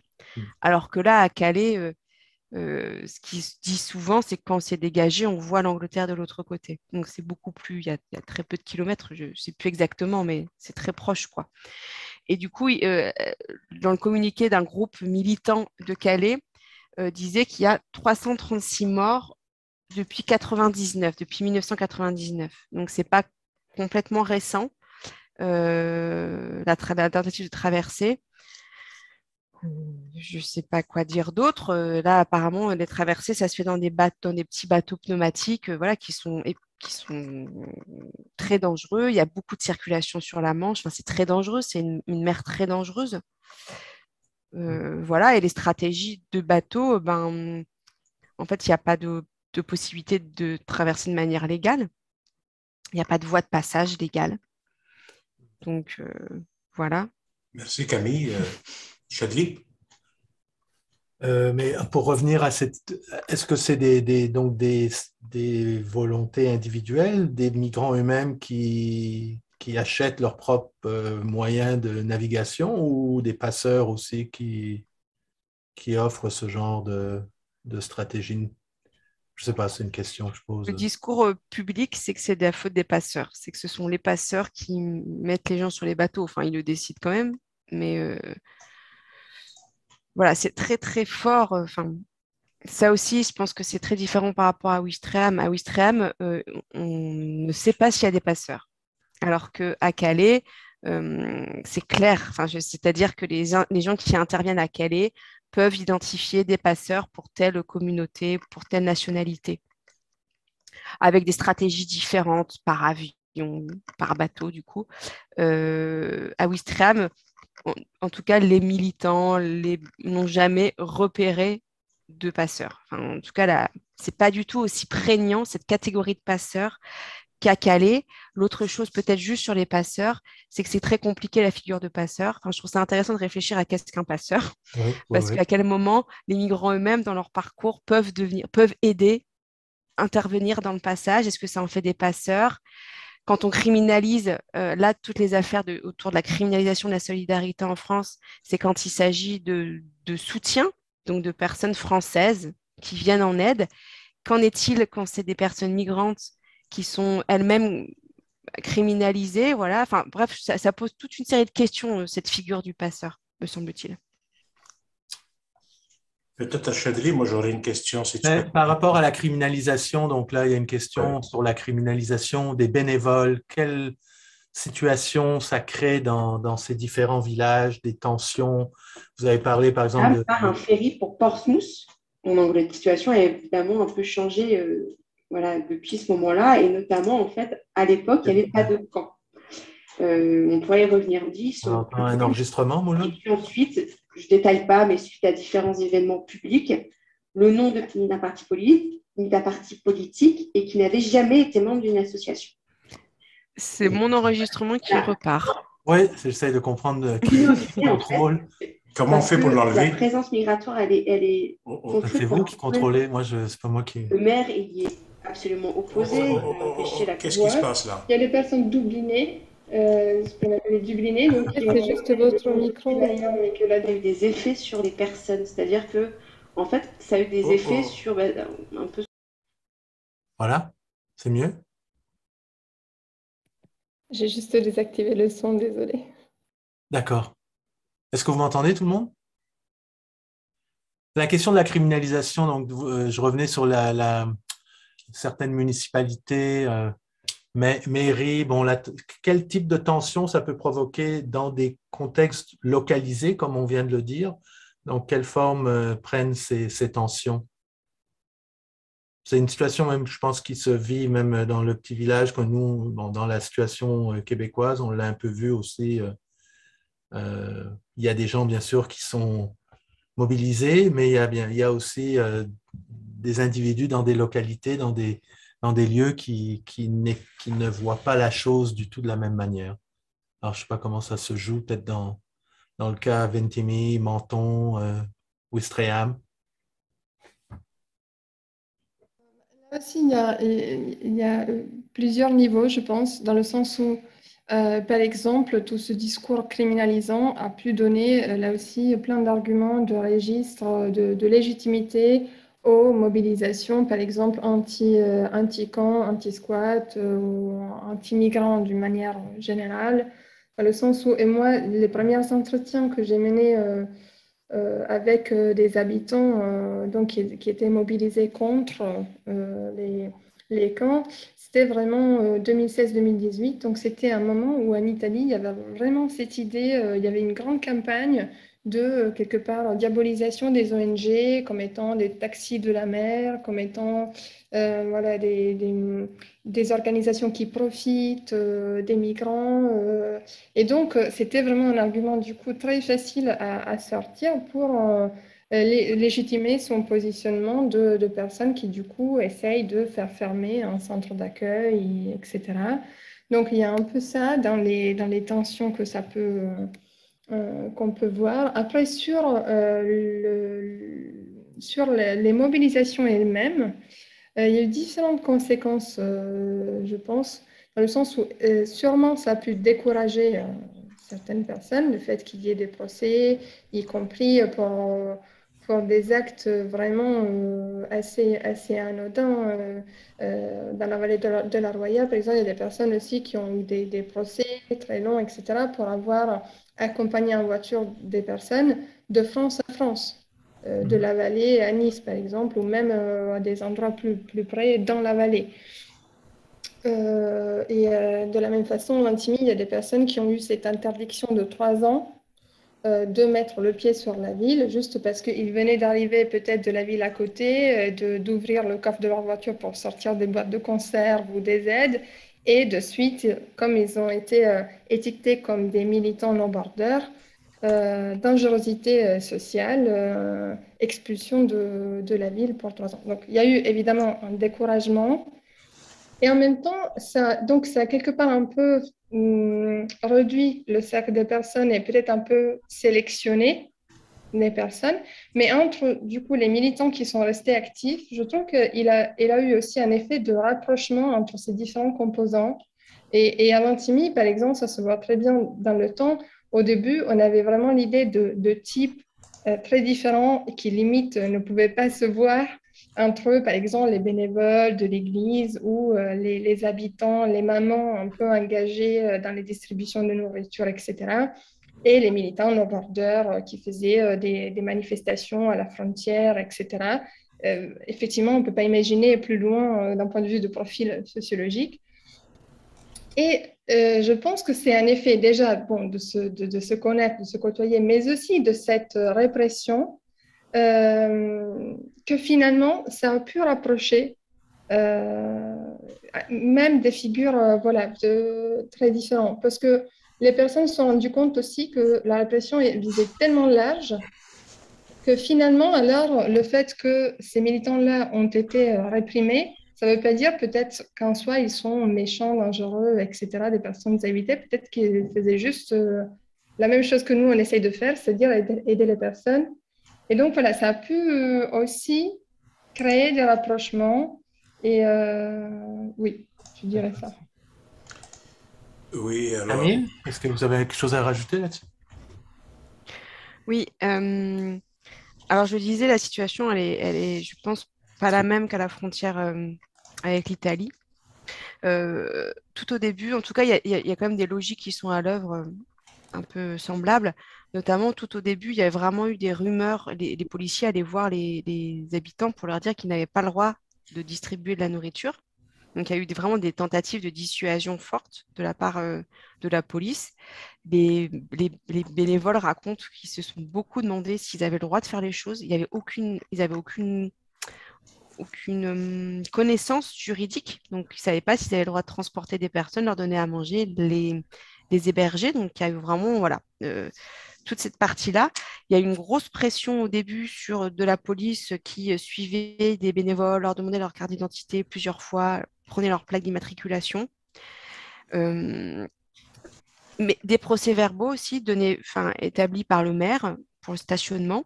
Donc, il y a eu ce genre d'intimidation, mais jamais d'interdiction de distribution, contrairement à Calais, pas de procès.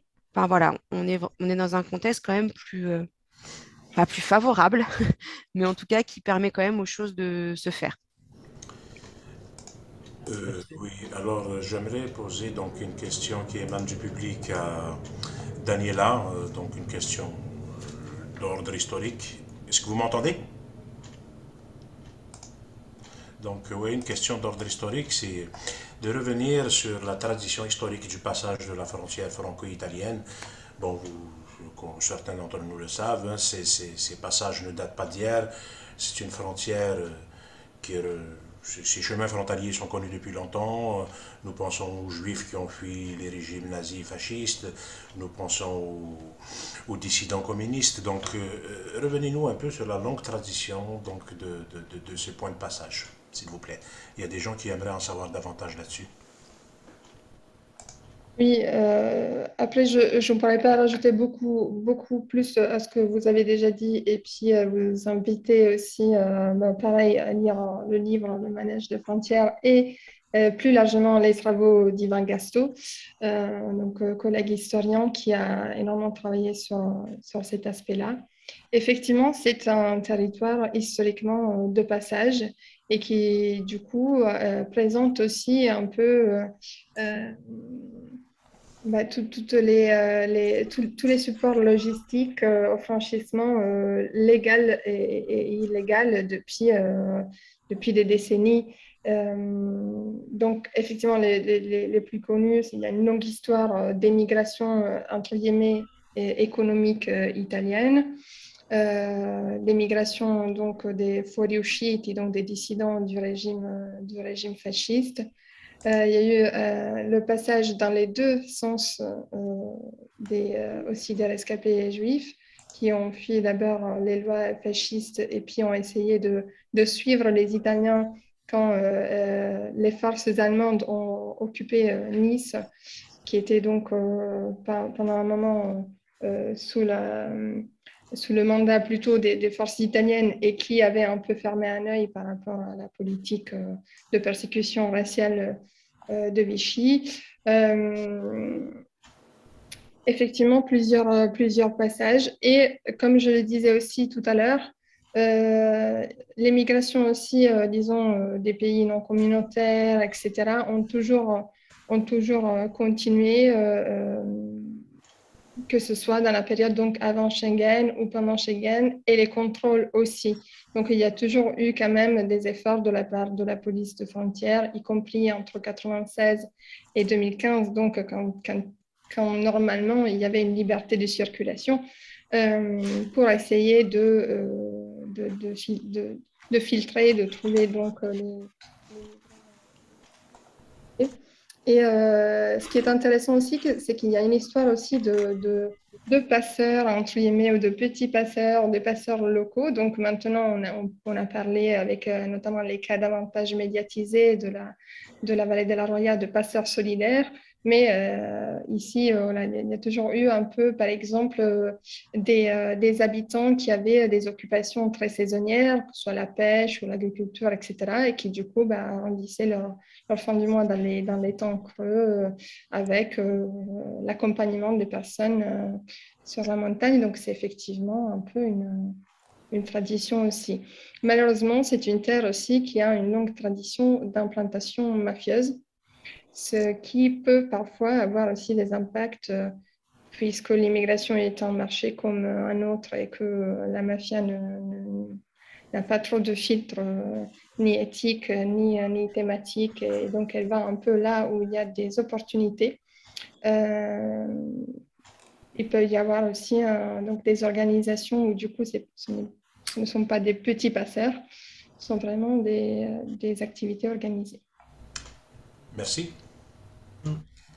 Chadli, si tu n'as Je trouve rien. que c'est intéressant parce que ça rejoint même un peu en fait, sur cette ligne de la frontière, qu'elle soit ici entre le Mexique et l'Arizona, ou le Canada, les États-Unis, ou en Europe. Je veux dire, il y a aussi toute cette histoire de la mobilité intrafrontalière, et dans le contexte dans lequel on va discuter cet après-midi, nous, dans notre recherche, on ne touche pas directement, mais il y a aussi cette tradition d'une migration entre les États-Unis et le Québec, l'héritage britannique, écossais, irlandais. Bon, il y a eu toutes sortes de passages donc je crois que la question historique est intéressante aussi, même si bon, pour comprendre en fait la dynamique frontalière. Merci de répondre. Mais une question pour Camille. Ces dispositifs hospitaliers que vous avez analysés donc, du côté de Ouistreham, comment ils émergent, quels sont les ressorts qui les font surgir. Une des questions, peut-être pour prolonger, je prolonge une question du public, c'est comment s'organiser justement pour faire en sorte que ces dispositifs durent en fait, et que ce ne soit pas seulement des mesures d'urgence ad hoc qui répondent à des besoins ponctuels. Donc, comment penser des dispositifs hospitaliers dans la longue durée? Ça serait peut-être un des éléments qu'il faut penser. Là, ça vous oblige un petit peu à sortir de votre champ de recherche, peut-être d'un point de vue plus spéculatif. Et c'est les limites aussi de ce concept d'hospitalité. Guillaume Leblanc nous rappelait dans une conférence qu'il a donnée pour nous ici il y a 3 ans, qu'il n'y a rien de pire que d'avoir à être hospitalier tout le temps. D'avoir à être hospitalier tout le temps, ça veut dire qu'il y a quelque chose qui ne fonctionne pas au niveau du dispositif de l'accueil, quoi. Donc c'est cette question de la durée des dispositifs d'accueil et comment penser finalement quelque chose qui ne soit pas seulement de l'ordre de l'urgence sur ces questions. Parce que c'est la fin de l'hospitalité qu'il faut penser à terme politiquement. Ouais, tout à fait. En fait, très vite, ils se sont demandé comment ils allaient durer.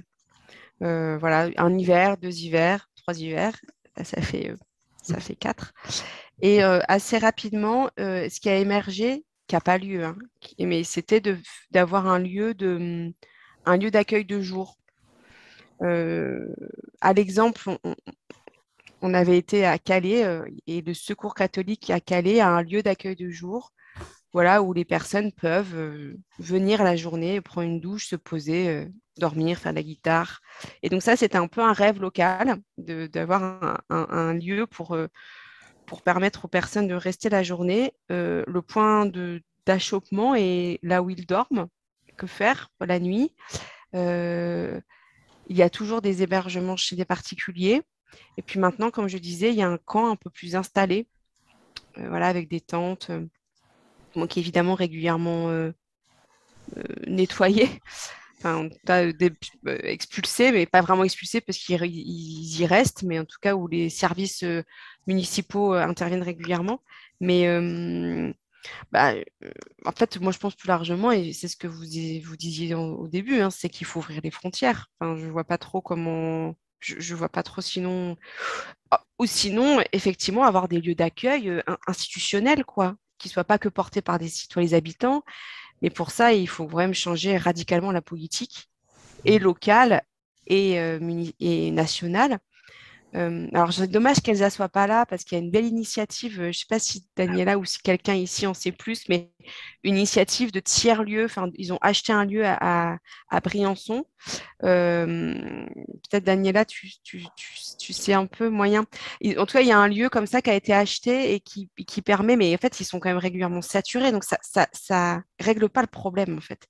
Parce que tant qu'il y a de la circulation, même s'il y a des lieux, eh bien là, en tout cas de ce que j'avais lu, il y avait quand même un moment donné où ils avaient trop de gens. En fait, c'est à eux de gérer les flux. En fait, ils se retrouvent à gérer des flux alors que enfin, c'est pas forcément leur rôle non plus. C'est compliqué, quoi. Enfin, je réponds pas à la question, mais parce qu'en fait, je pense qu'on est limité dans notre imaginaire politique aussi.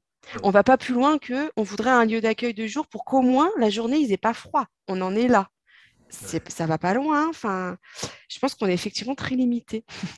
Alors je ne peux que renvoyer les personnes qui sont avec nous à la conférence que nous a présentée Sandro Mezzadra au mois de juin, dans le prolongement de son livre Border as a Method, la frontière comme méthode. Peut-être mon collègue Sylvain, s'il l'a retrouvé, pourra partager le chat. Il l'a partagé, oui. Il l'a partagé tout à l'heure. Chadli, on a encore une 10-15 minutes Oui, devant. mais je pense que Daniela, tu voulais aussi intervenir sur... Ça va? C'était juste pour rebondir sur cela. Alors, je n'ai pas plus de précision sur l'expérience de Briançon. Enfin, j'en ai beaucoup entendu dans des échanges, des colloques, etc. Il y a aussi des publications qui sont faites. Ce qui est particulier, ou particulier en tout cas par rapport notamment à la situation dans les Alpes-Maritimes, c'est que là, pour le coup, il y a toujours eu des expériences, plus ou moins donc avec le soutien des administrations locales ou avec l'hostilité, mais d'accueil du côté français, alors que dans les Alpes-Maritimes, ça a été assez inenvisageable. D'une manière générale, il y a eu ce centre plutôt à Montigny. Mais effectivement, je pense que là, c'est un peu toute la question, en tout cas une bonne partie de la question. Et c'est pour remettre aussi la politique au centre peut-être de ce débat final, mais sans trop en faire sur qu'est-ce que politique, etc. Mais il y a un peu deux visions peut-être. Celle de rappeler l'État à ses responsabilités et donc faire un appel à l'action de l'État. C'est un peu par exemple ce qu'a essayé de faire Cédric Herron à un moment donné. C'est-à-dire, voilà, nous, on est en train de faire le travail de l'État, mais ce n'est pas à nous de le faire. Donc, on le fait, mais en même temps, on cherche des moyens pour rappeler l'État à ses responsabilités et donc passer de l'hospitalité à l'accueil. Et en même temps, il y a une autre vision qui serait celle de dire, mais l'accueil lui-même, de la façon dont il est pensé par l'État, c'est-à-dire un accueil sélectif, puisqu'il faut être, par exemple, des demandeurs d'asile, puis il faut que sa demande soit acceptée, ou il faut être des mineurs, il faut que sa minorité soit reconnue, etc., etc. En fait, on ne va pas à la racine du problème, qui est plutôt celle d'affirmer la liberté de tout et chacun à se déplacer s'il le souhaite, à ne pas se déplacer s'il le souhaite, etc. Donc, ceci pour dire qu'il n'y a pas une seule direction dans la politisation. Ça peut être cette montée en généralité dans le sens de demander, faire un appel donc à l'action des institutions publiques, que ce soit au niveau local ou à l'État, mais ça peut être aussi plutôt de complètement essayer de contester et de saboter, et il y a des militants qui font plutôt ça, vraiment le système. Daniela, dans vos travaux, dans votre livre Le manège des frontières, surtout vers la conclusion, vous oscillez entre les actions de première nécessité humanitaire, entre les formes d'engagement plus politisées. Et tout à l'heure, vous avez parlé du rôle, vous parlez du rôle que joue l'Église catholique. Dans votre livre, vous employez même le mot rôle hégémonique de l'Église catholique. Alors, le rôle central qu'a l'Église italienne, son rôle hégémonique, pouvez-vous revenir là-dessus, puisque c'est quand même dans le webinaire organisé également par le Centre Justice et Foi. On aimerait comprendre un peu ce que font les communautés de foi sur ces questions, la tradition qui est la leur, et comment situer ce rôle pionnier que joue l'Église, ce rôle central, et comment vous réfléchissez dans l'oscillation entre les logiques de dépolitisation et de politisation. Où se situe l'Église à ce niveau? Merci. Oui, là aussi, question complexe. Je pense qu'il n'y a pas une seule réponse parce que là, pareil, l'Église n'est pas un acteur monolithique. Donc, il y a plein de personnes différentes à des niveaux différents. Donc, pour essayer de répondre, d'une part, voilà, en Italie, c'est vraiment un acteur central déjà d'une manière générale dans tout ce qui est la mise en œuvre concrète des politiques sociales, par exemple. Il y a aussi toute une histoire de coopération entre les pouvoirs publics et l'Église dans, effectivement, après la concrétisation de l'aide sociale. Et puis surtout, c'est la plupart de l'aide sociale complémentaire, là où l'État n'arrive pas, en Italie, c'est très souvent l'Église. Et sur l'immigration en particulier, il n'y a pas un espace de la cause des étrangers aussi, par exemple, professionnalisé et aussi centré sur le droit, comme en France, par exemple. Et dans l'espace de la cause des étrangers en Italie, c'est vraiment l'Église qui a un rôle effectivement hégémonique, une place vraiment centrale.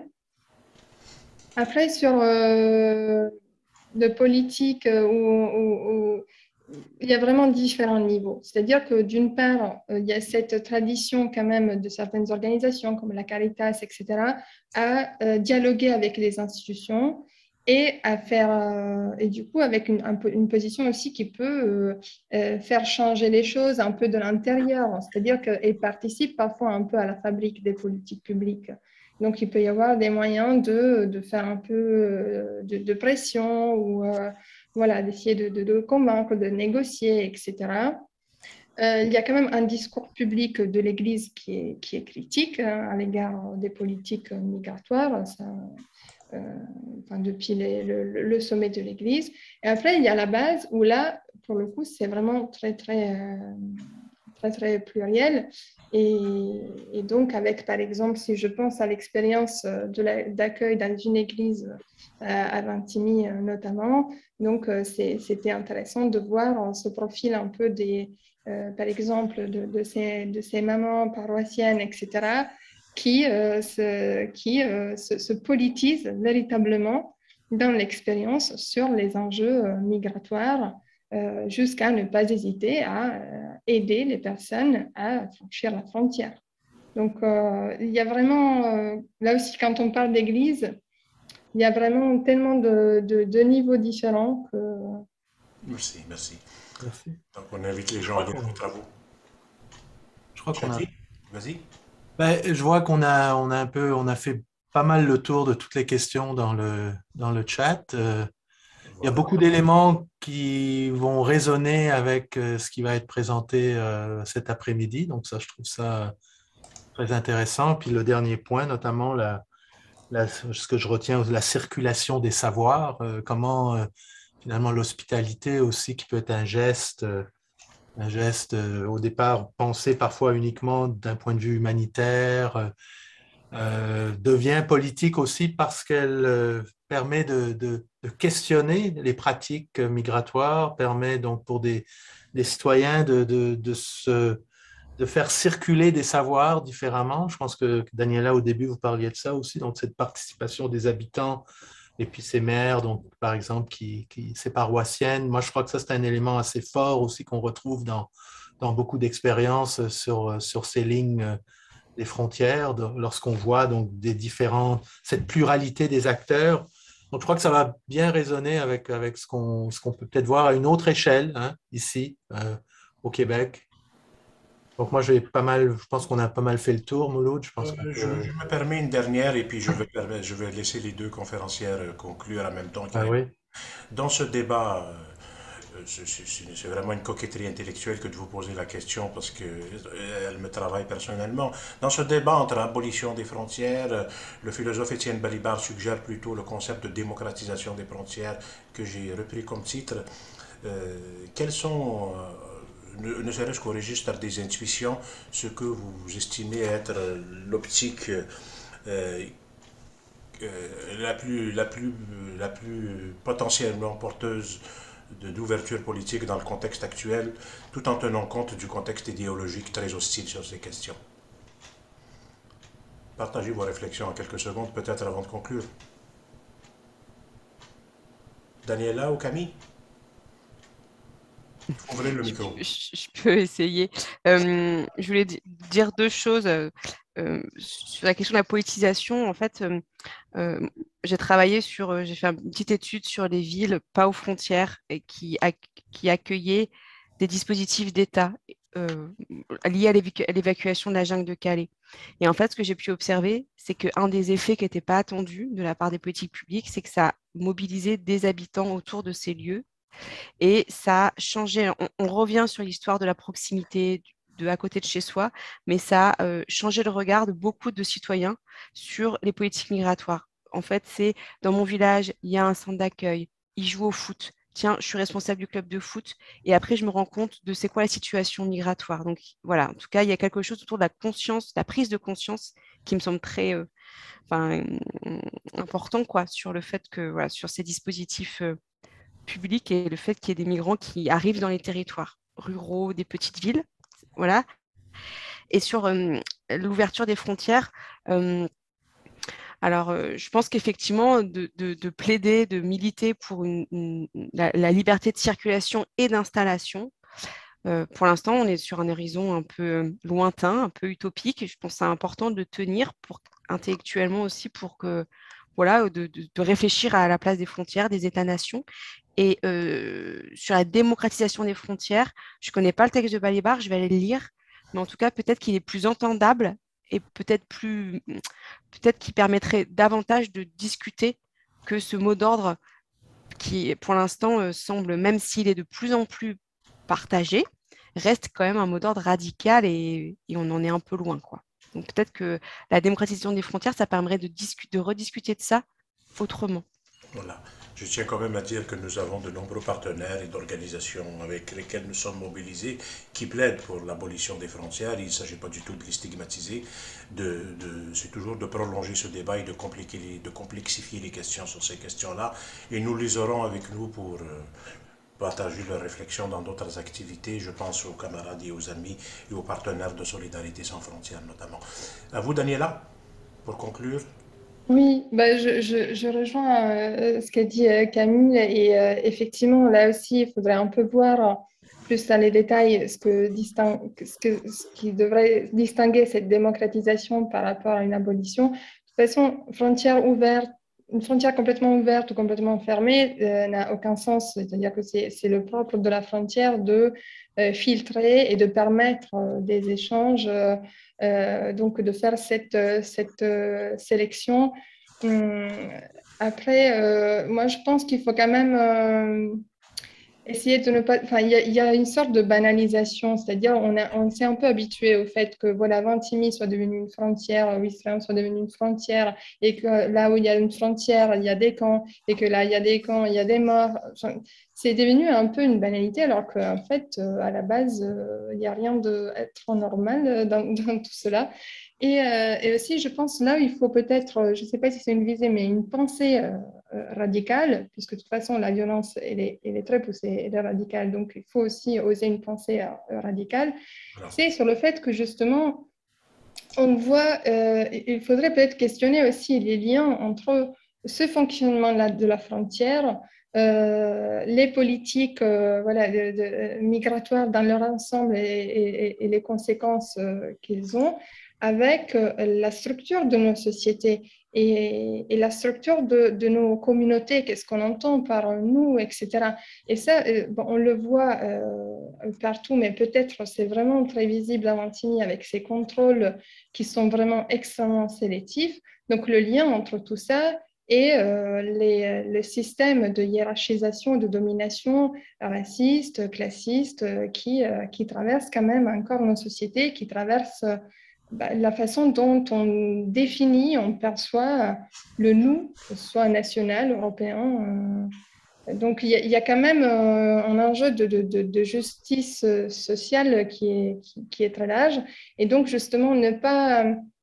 Parce qu'il y a effectivement, comme disait Camille, cet effet de restriction. Et du coup, on passe le temps à voir comment on peut encore distribuer de la nourriture. Et nous, on s'intéresse aussi justement à ces personnes-là. Mais il ne faut pas oublier voilà, toute la base de la pyramide qui conduit à cela, qui peut quand même être questionné. Ce n'est pas un fait de nature que cela fonctionne comme ça. Merci infiniment Daniela Turcot, merci infiniment Camille Gourdeau. Donc j'invite les personnes participantes à découvrir vos travaux. Je me réjouis donc de cette première collaboration. Je ne vous connaissais que comme autrice en vous lisant dans différentes revues. Je suis content que ce ne soit pas qu'une relation épistolaire, qu'il y a quelque chose qui s'est développé à la faveur donc de ce généreux partage de vos connaissances ce matin, qui va se poursuivre bien entendu cet après-midi avec l'animation de ma collègue Elodie, donc Ecobena, qui va être à l'animation cet après-midi à partir de 13h30. Donc merci encore Daniela et merci encore Camille. Je suis en pensée avec Elsa Tisler, malheureusement qu'il y a eu un impondérable. On regrette que les personnes participantes n'ont pas pu disposer de ces réflexions très riches. Donc, je vous remercie de votre participation à ce webinaire. Je remercie donc également mes collègues Sylvain Bouchard très très sincèrement pour tout le travail qu'il a assuré sur le plan technique. Merci à Elodie Ecobena pour les questions.